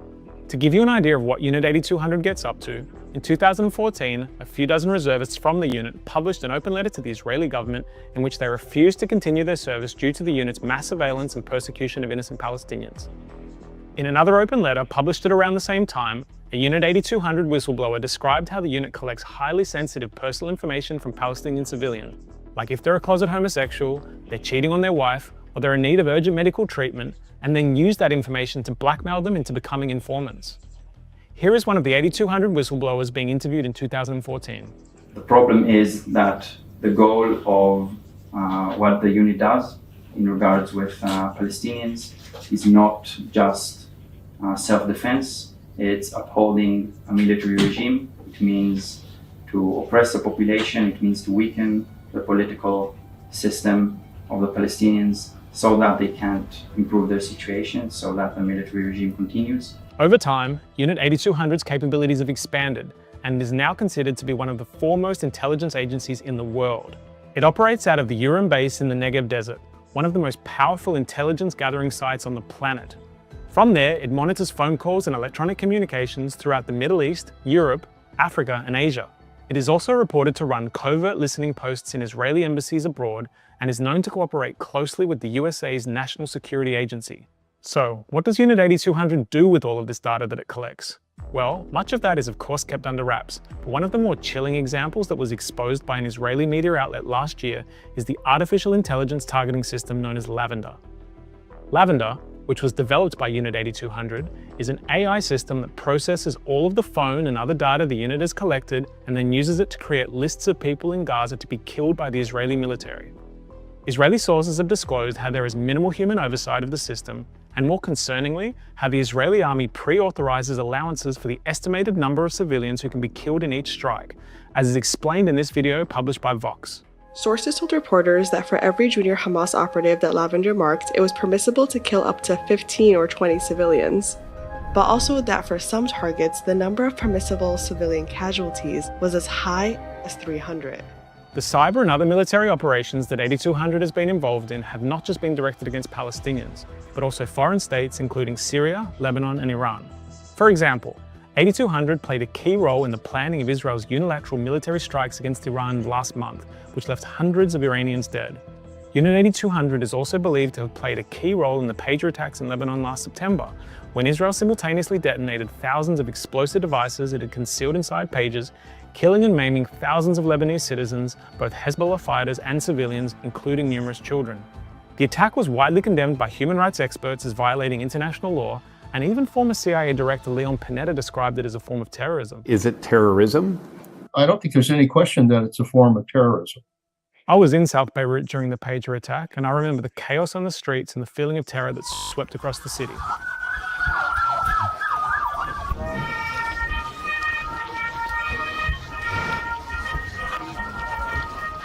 Now you might think that with 8200's track record, Cellebrite might try to distance itself from the unit for PR reasons. Well, that's definitely not the case. In fact, Cellebrite openly promotes the fact that it's made up of Unit 8200 veterans as one of its key selling points. For example, as you can see in this presentation for investors, Cellebrite boasts about having world-class talent from the unit, and that this gives the company a competitive advantage by generating unmatched capabilities. And it's not just low-level employees who are ex-Israeli intelligence, but many people who occupy senior positions in the company. For example, the company's long-standing CFO, Dana Gerner, is a Unit 8200 veteran, a fact which she openly discloses on her LinkedIn page. Gerner is also a director of Cellebrite's local branch, Cellebrite Australia, which is based in Canberra. Now, this relationship between Cellebrite and former 8200 members has been the subject of some excellent reporting, including by the Jewish Australian journalist Anthony Lowenstein, who authored a very important book called The Palestine Laboratory. But what hasn't been talked about a lot is the ongoing relationship between Cellebrite and the Israeli army. Because you might be thinking, okay, sure, Cellebrite is full of former 8200 hackers who have a shady past, but these guys might have put that chapter behind them, and now they're just living like normal civilians or tech bros. Well, it's important to understand that like all soldiers who have served in the Israeli military, 8200 veterans must return for compulsory service as reserves each year. The length of this annual service duty used to be up to 3 weeks, but it's been significantly extended during Israel's war on Gaza over the past 20 months. So there is this ongoing exchange of information between the unit's current and former members, which, as Forbes reported in a glowing article about Unit 8200 in 2015, allows the unit's veterans to get a peek into the latest technology being developed by their younger successors. And let's be clear about what kind of technology this is. It's technology that is used for mass surveillance in the West Bank, mass killing in Gaza, and for cyber warfare in neighboring countries. Beyond this overlap between the company and Israeli intelligence personnel, Celebrite appears to be actively supporting the Israeli army as it carries out its brutal offensive in Gaza, which is considered to be a genocide by most human rights organizations and genocide scholars.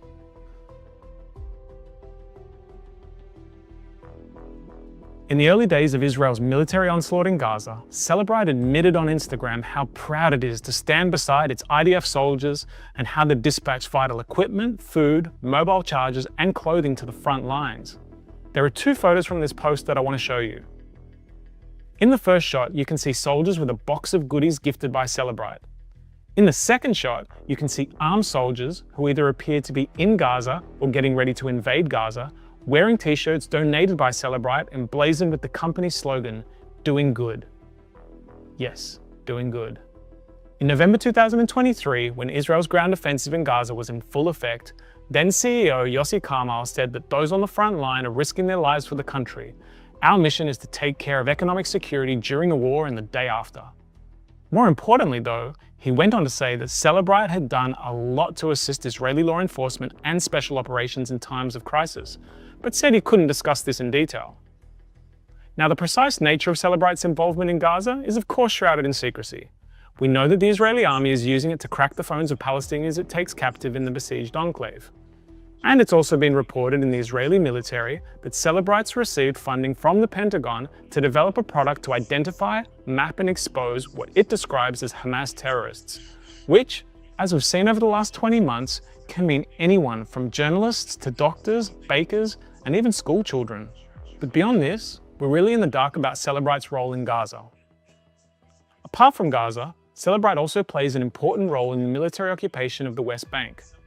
For example, the Israeli army uses the company's software to hack the phones that it seizes not only from Palestinians, but also countless foreign peace activists and journalists there.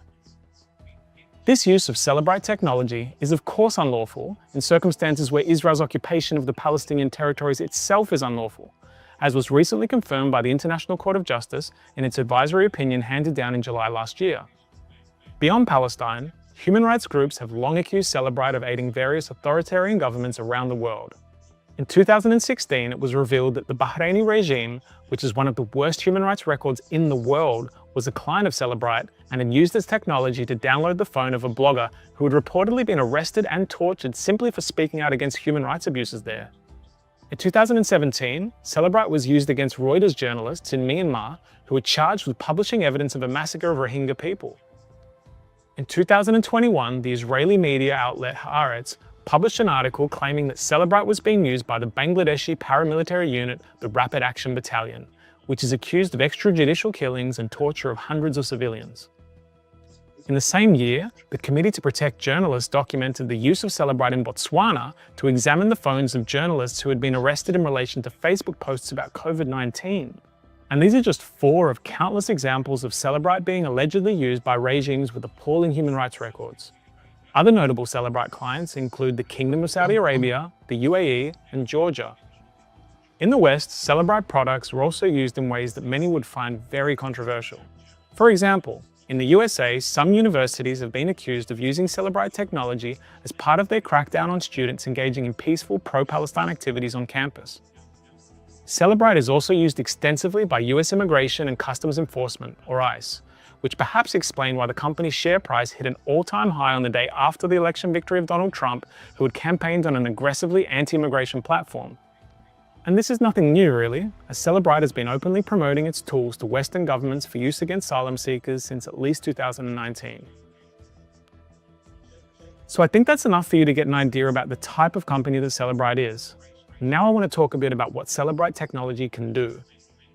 Celebrite offers a range of products for accessing and analyzing digital data. It's best known for its Universal Forensic Extraction Device, or UFED, which is the product used to access electronic devices and download their data. UFED can be used on a range of devices, including tablets, computers, USB drives, and SIM cards.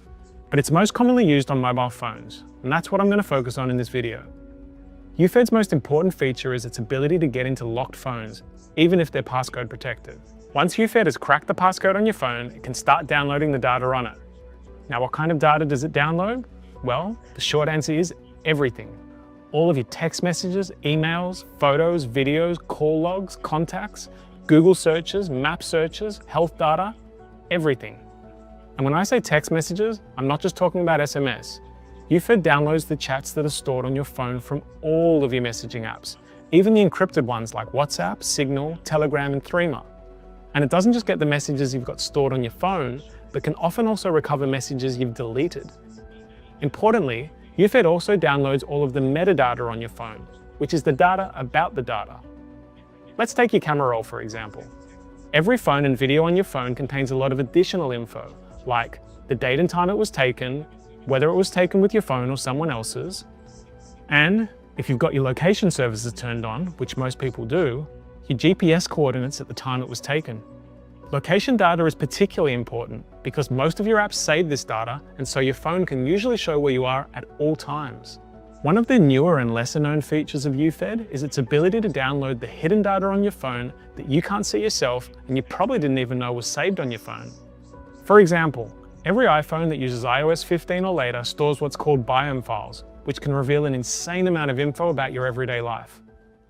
There's more than 130 categories of biome files, but some of the main ones include the histories of every app you've used at any given time, every Wi-Fi network and Bluetooth device you've connected to, every time your phone was locked and unlocked, every time you've put it in airplane mode, every notification you've received, and all of your Siri usage.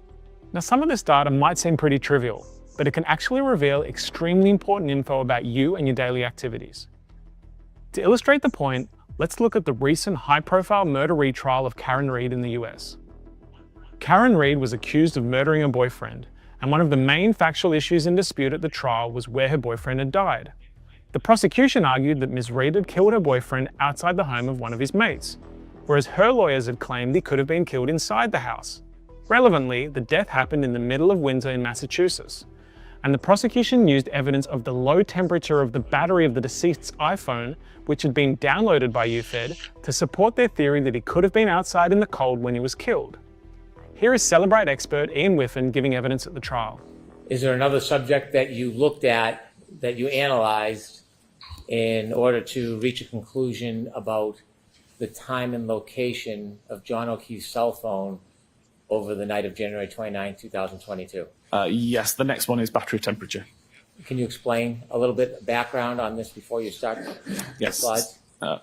So again, we have a temperature sensor built in within the phone, monitoring for if the battery temperature increases too high and becomes a danger, or if the temperature gets too low and becomes an issue.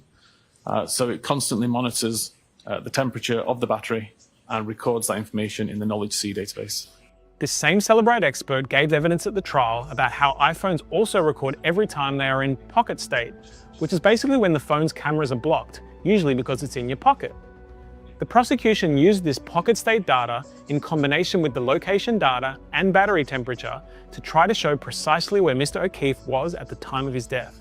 So it's pretty crazy when you think about all of the kinds of data that can be downloaded using UFED. And it's even crazier to think that this is just one of several products that Celebrite offers. Now, there's not enough time to go through all of Celebrite's other products in as much detail, but I just want to give you an overview of some of the main ones. UFED Cloud is like UFED, but for your data that's stored in the cloud. This commonly includes all of your social media data, your phone backups, and your cloud storage accounts like Apple iCloud and Dropbox. It also includes sensitive data that some apps store on the cloud instead of on your phone, like all of your Uber activity and your online purchases. Celebrite Endpoint Inspector is a product that allows the remote collection of data from phones, computers, and other devices. This is important because, unlike UFED, which requires the target's device to be connected to the physical UFED, Endpoint Inspector can extract the data from the device even if it's on the other side of the world. The product is marketed to corporations to monitor their employees' activities at the office or when they're working from home. But who knows whether government agencies are also using this remote extraction technology? Celebrite Pathfinder is a product that takes all of the data that is downloaded using other Celebrite products and then uses AI to analyze it in a fraction of the time that it would take humans to do. For example, in a matter of minutes, it scours all of your photos, videos, texts, and social media to reveal your interactions with certain people, your movements, and your activities.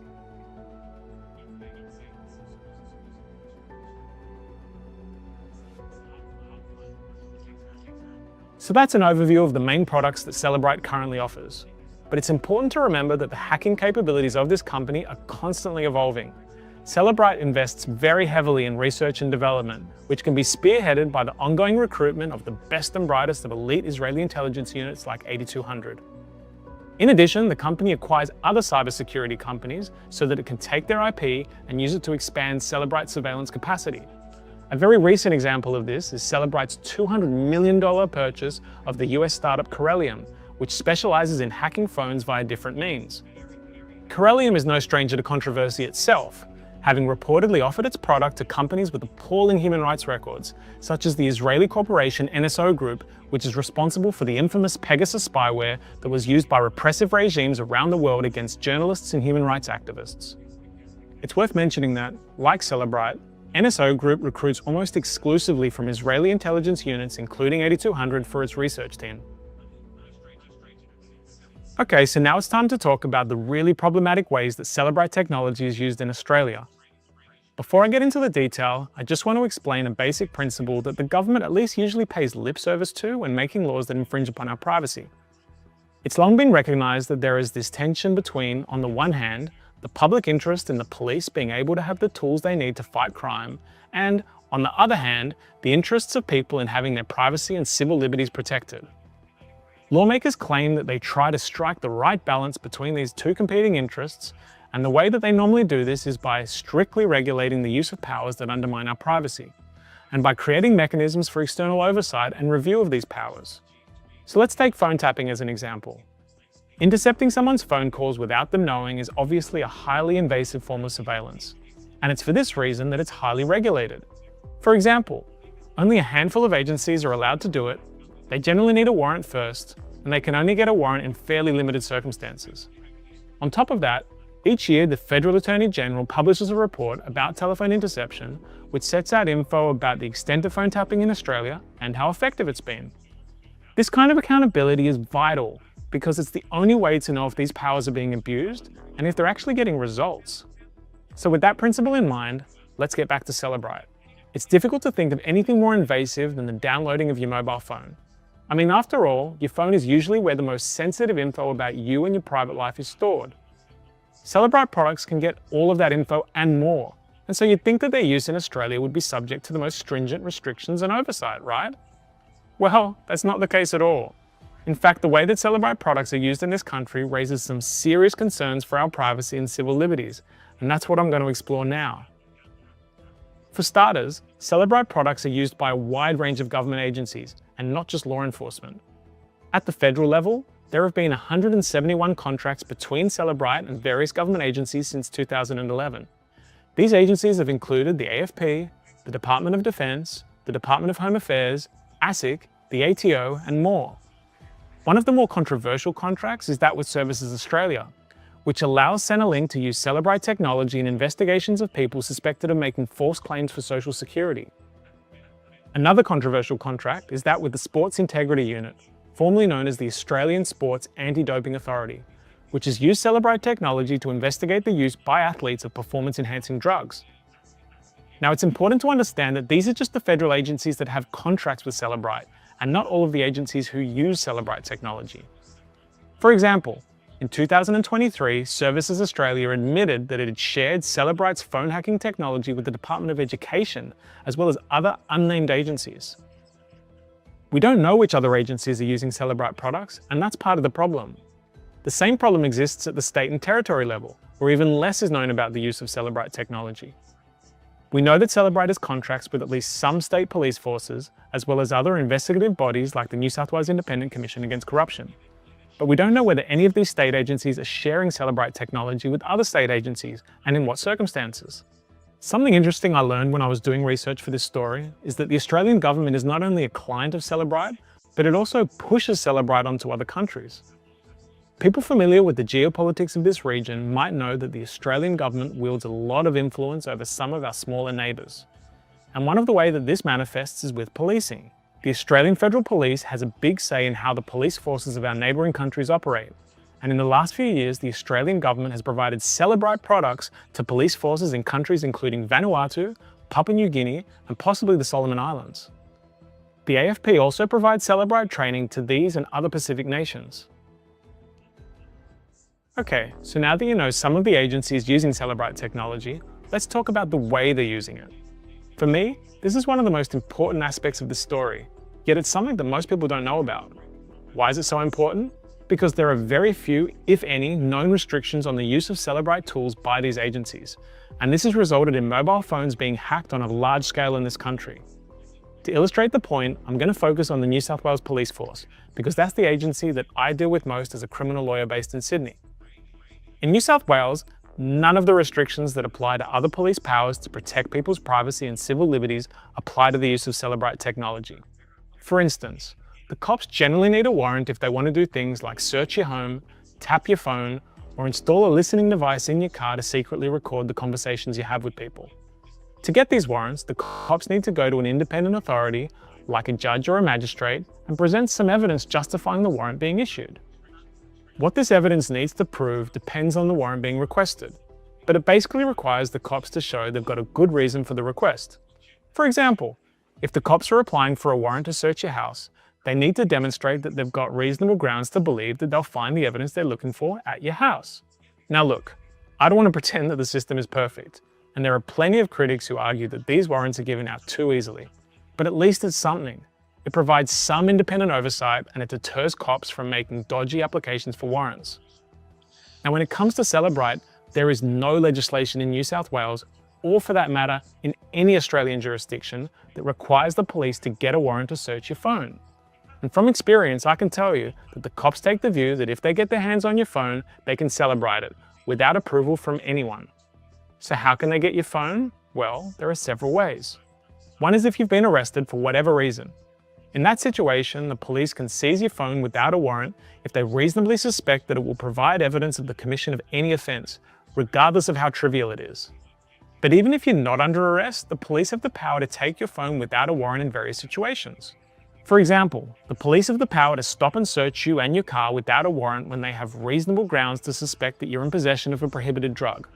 Now it's important to understand that there's no minimum quantity of the drug, so if the cops suspect that you've got even just a tiny amount of weed or coke on you, they can search you.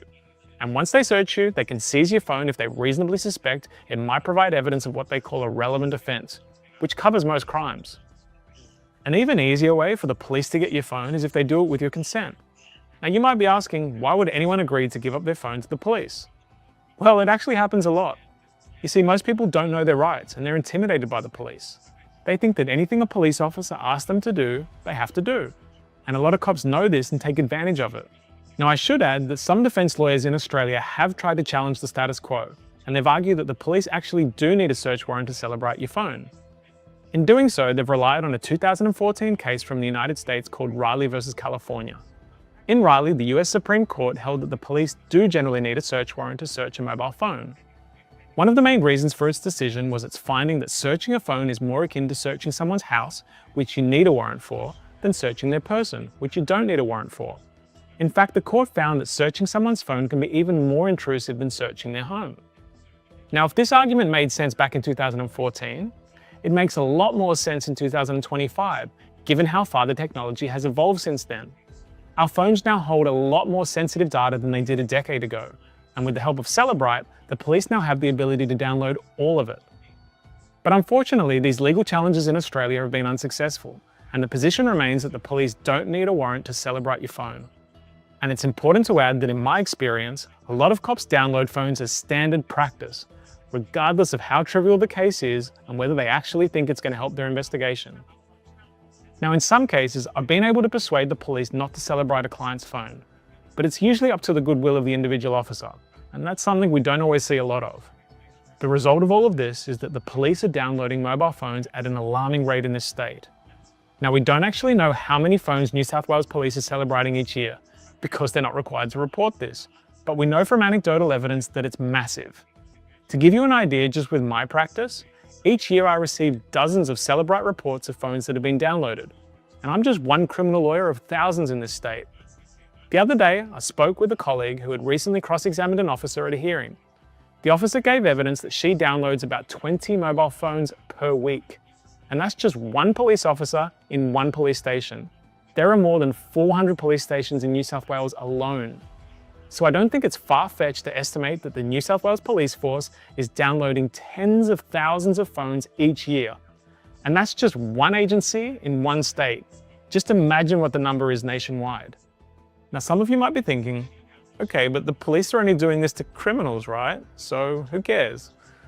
Well, the first thing to remember is that not everyone who the police stop and search ends up being charged.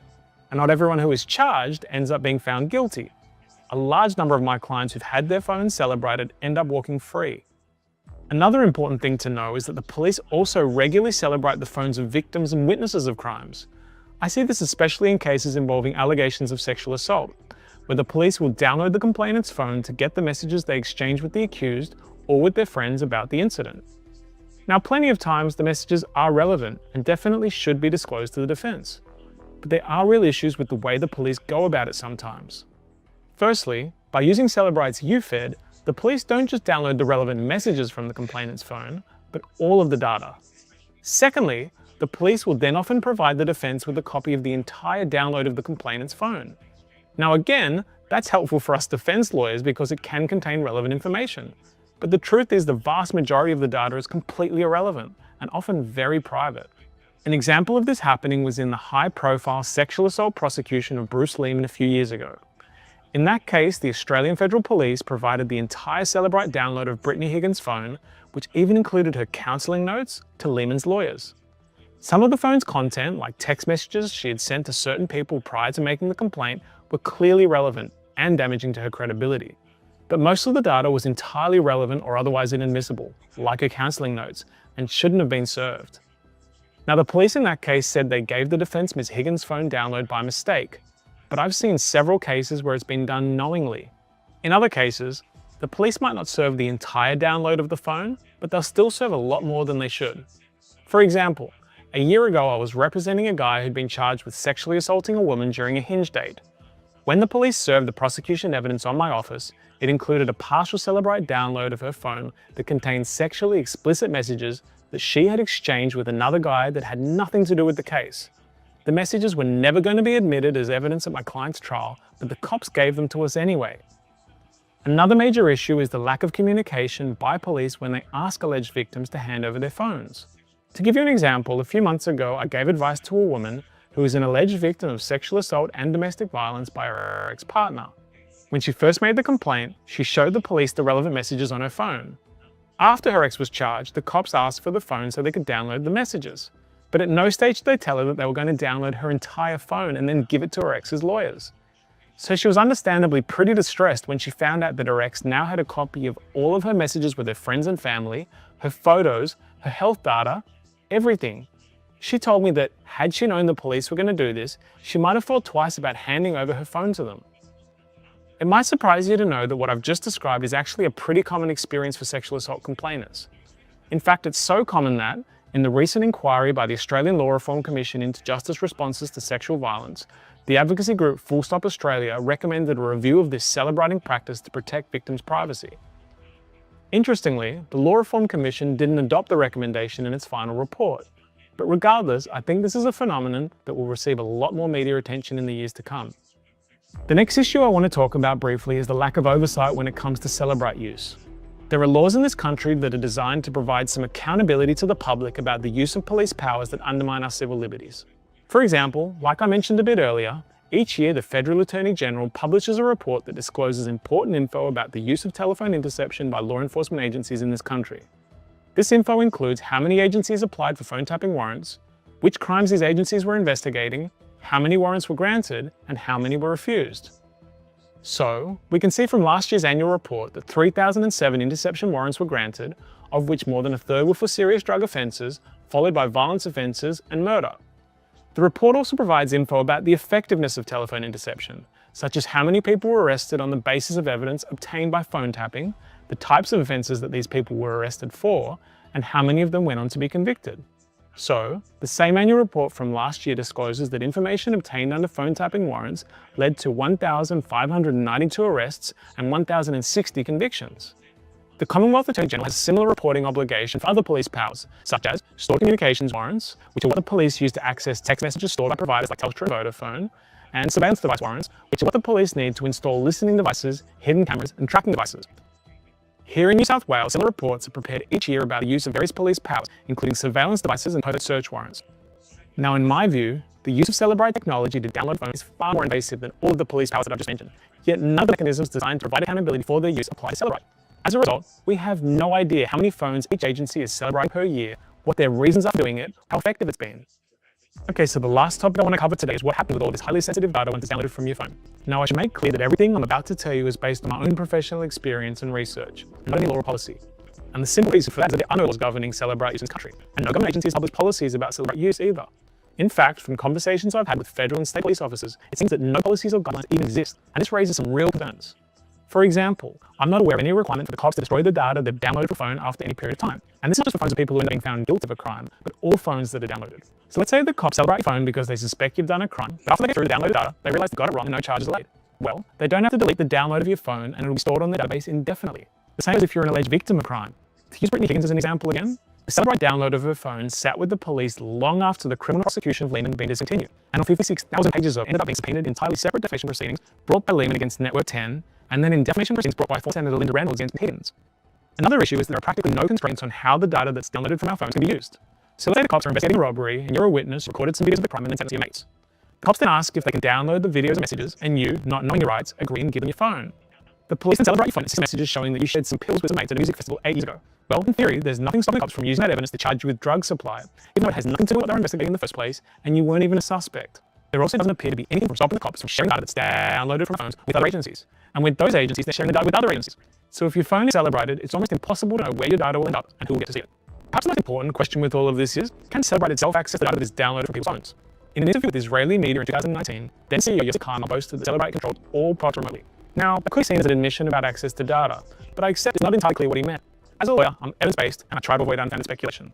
Having said that, just based on what we've spoken about until now, I don't think it's some far-fetched conspiracy theory to think that Celebrite may be able to access the data that's being extracted from people's phones using its products. I mean, let's not forget that we're talking about a company that is made up of elite Israeli army intelligence veterans, and that still has very close ties with the Israeli military. So if any company has the know-how and the motive to collect the data, it's Celebrite. Let's look at the evidence. Specifically, I'm going to talk about two documents that are highly revealing, but as far as I'm aware, have never been reported on. The document contract between Celebrite and Services Australia. One is a license agreement for the use of Celebrite products, and the other is a contract for services provided by Celebrite. I can confirm that they're both authentic because I obtained them myself directly from Services Australia last month. Both of the contracts contain some really disconcerting clauses that I was genuinely shocked to see. Like the clause that requires Services Australia to provide Celebrite with its internal IT policy, or the clause designed to stop Services Australia's employees from telling Australian police about what Celebrite can do. But for today's purposes, I'm just going to focus on the clauses relevant to this question of access to data. Under the license agreement, Services Australia authorizes Celebrite to, in certain circumstances, access all devices, data and media contained on them, obtain and retain personal data on the devices, and access and intercept communications on devices. The Services agreement goes even further, authorizing Celebrite to access or modify any data on any device it is providing services for, as well as collecting, recording, disclosing, and transferring personal information on the device. The services are defined in the contract to include unlocking and extraction of devices, and then certain processing the data contained in them. So these contracts provide clear evidence that, at least in some situations, Celebrite can access the data that's been downloaded from our phones. How often this is occurring, we don't know, and we can't find out due to complete lack of transparency. Now, the contracts I've just spoken about are only Services Australia. So you might be asking, are there similar clauses in Celebrite's contract with other agencies? Well, from the research I've carried out, the answer seems to be yes. Though it's easy to find, Celebrite's current license agreement is available on its website. The agreement is almost identical to the one with Services Australia, and it includes the same clause authorizing Celebrite to access data held by customers. The only other Celebrite license agreement I've been able to locate online is that from the Gilbert Police Department in Arizona, USA. It was buried back in council minutes, and so I'm not sure if many people have even seen it before. Here you can see the same clause authorizing Celebrite's access to customer data in certain circumstances. So that's Celebrite's license agreement, but what about its contract for services? Well, there doesn't appear to be any copies of it publicly available, but I'd be surprised if the one I've obtained from Services Australia is not standard. From the way the contract is drafted, it appears to be generic, and also most tech companies generally use the same contract with all customers to ensure consistency. Another troubling piece of this puzzle is that we don't know where government agencies store the data they download from our phones. Now, I know from experience that police in this country have traditionally saved the data on computers and hard drives at the station. However, Celebrite is slowly but surely transitioning its products to the cloud, and some products now operate exclusively on the cloud. Here's a video from last September for Celebrite's Pathfinder product, encouraging customers to use the product and host its data on the cloud instead of on local servers. Deploying in the cloud allows your agency to invest more time, money, and resources into fulfilling your core mission. Now, it's important to bear in mind that Pathfinder analyzes the data downloaded using all Celebrite products. So presumably, by using Pathfinder on the cloud, the agencies are uploading all of the data they've extracted from our phones and devices onto the cloud. Now, this begs the question, why is Celebrite trying to get government agencies to store all this data on the cloud? Can Celebrite access it more easily if it's on the cloud? Well, you won't find much information about this in the public domain. but I was able to locate this recent promo video from Celebrite, where the spokesperson described what happens once data is remotely extracted from a phone or other device using Endpoint Inspector. Once that collection completes, that's the UFD file, and that's that full kind of forensic image, and that's going to go to Celebrite, where we're going to actually parse out that data. So it is going to come to Celebrite, parse it into the UFDR, convert it, the messaging to the RMF, and then we're going to transfer it over to Relativity One in the workspace that was set up during the job collection. Now, she goes on the video to claim Celebrite deletes all the data once it's processed for the customer. How do you know if this is true? It's worth mentioning that the cloud that Celebrite uses is the Amazon Web Services, or AWS cloud. This raises concerns of its own because, like Celebrite, AWS has close ties to the Israeli military. Specifically, AWS provides computing services, AI, and other services to the Israeli military under a $1.2 billion contract known as Project Nimbus. Now, I want to make clear that I'm not positively alleging that Celebrite can access all of the data that's being downloaded from our phones using its products. There's simply not enough evidence for me to make that claim. But I am saying that there's a real risk that they might be doing this, and in my opinion, that's not a risk worth taking. Okay, so now that I've just set out a very long list of concerns about Celebrite and its use in Australia, I want to end with two main recommendations. First is that the federal and state governments reconsider their relationship with Celebrite altogether. Now, there's no shortage of reasons why it should drop Celebrite. From a moral standpoint, it's a no-brainer. Celebrite has close ties with the Israeli army, which uses its surveillance products to further its brutal and illegal occupation of the West Bank. And although the details are unclear, we also know that Celebrite has assisted the Israeli military while they carry out what is now widely considered to be a genocide in Gaza. On top of that, Celebrite has a track record of selling its products to repressive regimes which have used them against journalists, dissidents, and activists. Now, maybe you don't care so much about arguments based on morals or human rights, and you only care about what's in Australia's best interest. Well, there's still a really compelling reason to ditch Celebrite, and that's security. As I've explained in this video, there are really good reasons not to trust Celebrite with our data. At the end of the day, it's a foreign intelligence company made up of former spies from an intelligence unit of a foreign state to which it still appears to have close ties. I should add that Israel is not just any foreign state, but one with a long history of spying on its allies. Indeed, Israel has even been credibly accused of having previously spied in Australia. Celebrite has the means and the motive to access our data, and it seems that it may already be doing this in some cases. It goes without saying that the protection of the personal data of Australian citizens should be a priority of our elected government and law enforcement agencies in this country. It's not like our government doesn't have any other options. Although I haven't covered them in this video, there are companies that offer similar products to Celebrite, like Magna Forensics, MSAB, and Xtero. In fact, the Department of Home Affairs, which is what the Australian Border Force is a part of, recently switched from Celebrite to Magna Forensics. Now, I'm not saying it's competitive perfect, far from it, but they don't give rise to the same level of human rights and security concerns that Celebrite does. My second recommendation is that the federal and state government should enact legislation regulating the use of be the same. For the police, some of the main provisions should include the following. 1. There should be a ban on the police downloading our phones unless they've got a warrant. If there's a legitimate forensic need for the cops to get access to a phone, then they can explain that to a judge in the same way they would have to if they wanted to search your home or tap your phone. 2. The police should only be able to apply for warrants when they're investigating serious criminal offences and not minor ones. 3. The police should only be permitted to download and review data that is likely to be relevant to their investigation and not the entire phone's content. 4. The police should only be able to store the data for as long as is necessary for the investigation and prosecution. And if no charges are laid or the defendant is found not guilty, the data should be deleted. And lastly, 5. Each year, the police should be required to disclose the extent and effectiveness of the use of these products, and there should be independent auditing. Ultimately, this is one of the only ways to ensure that this highly intrusive technology is not being abused. Okay, so that brings me to the end of the first episode of the What and the Why. If you like this video, please give a thumbs up and leave a comment to help boost it in the algorithm. Each episode will be about a completely different topic, but they'll all be about matters that hopefully you'll find interesting and important. So if you'd like to see more, please subscribe to the channel and let your friends know about it. Until next time.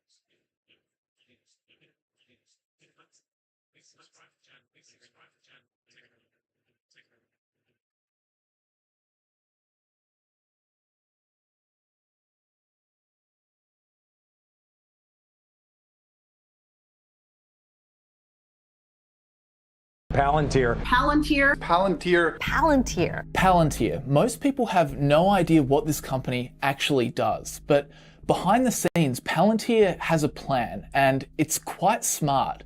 A plan to become completely indispensable to businesses and indeed nations around the world, embedding themselves so deeply in government departments that replacing the company becomes basically impossible. And investors are starting to wake up to this sneaky plan. In fact, in the last 12 months, Palantir's stock has quintupled.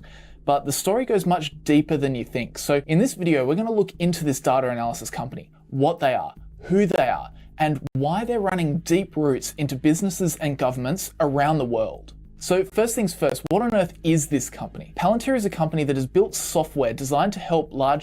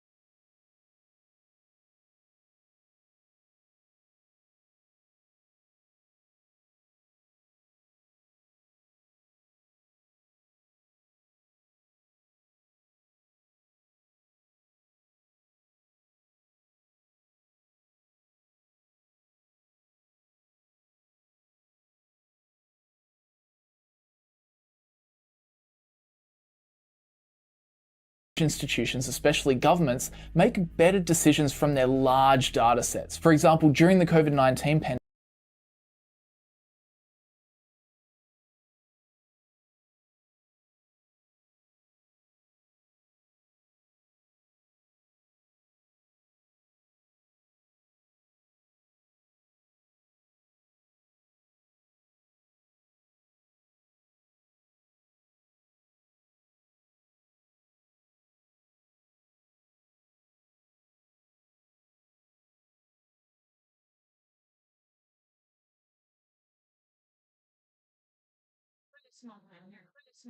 So I thought you were sleeping. So I thought you were sleeping.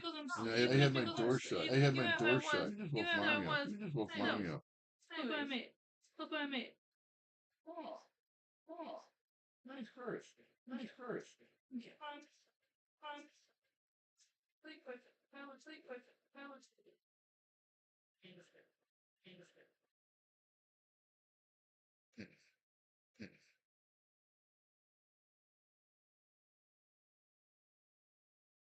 Huh? Huh?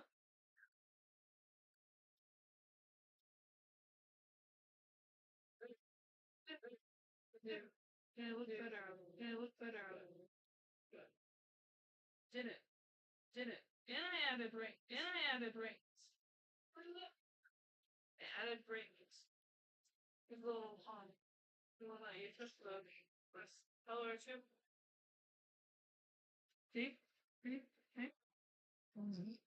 Nice. Busy.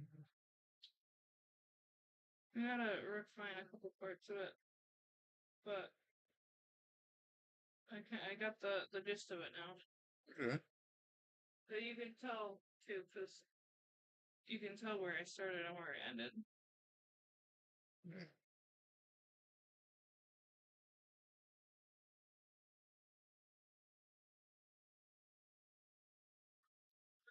Philippine. Exactly. What? Philippine out there. I started looking for her. Right in front of the air fryer.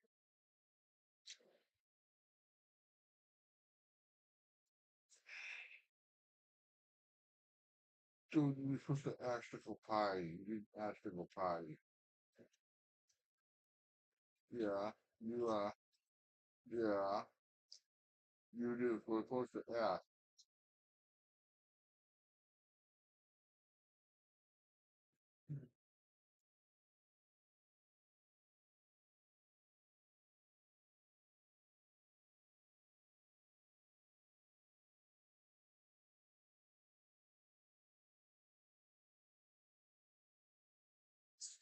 Especially governments, like for example, Germans, but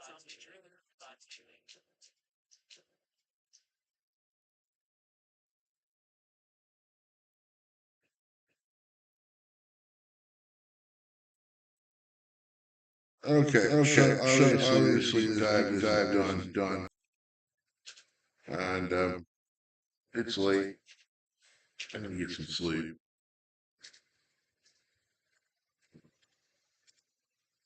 So this is gonna be a continuation project. When I have time, I will be posting these videos, all the research that I've done, plus anything that pops up along the way.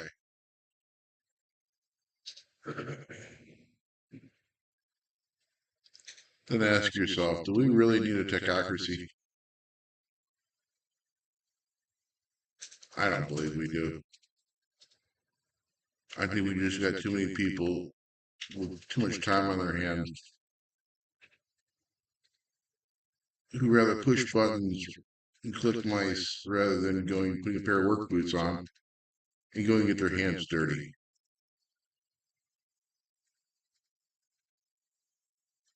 So yeah, support the trades.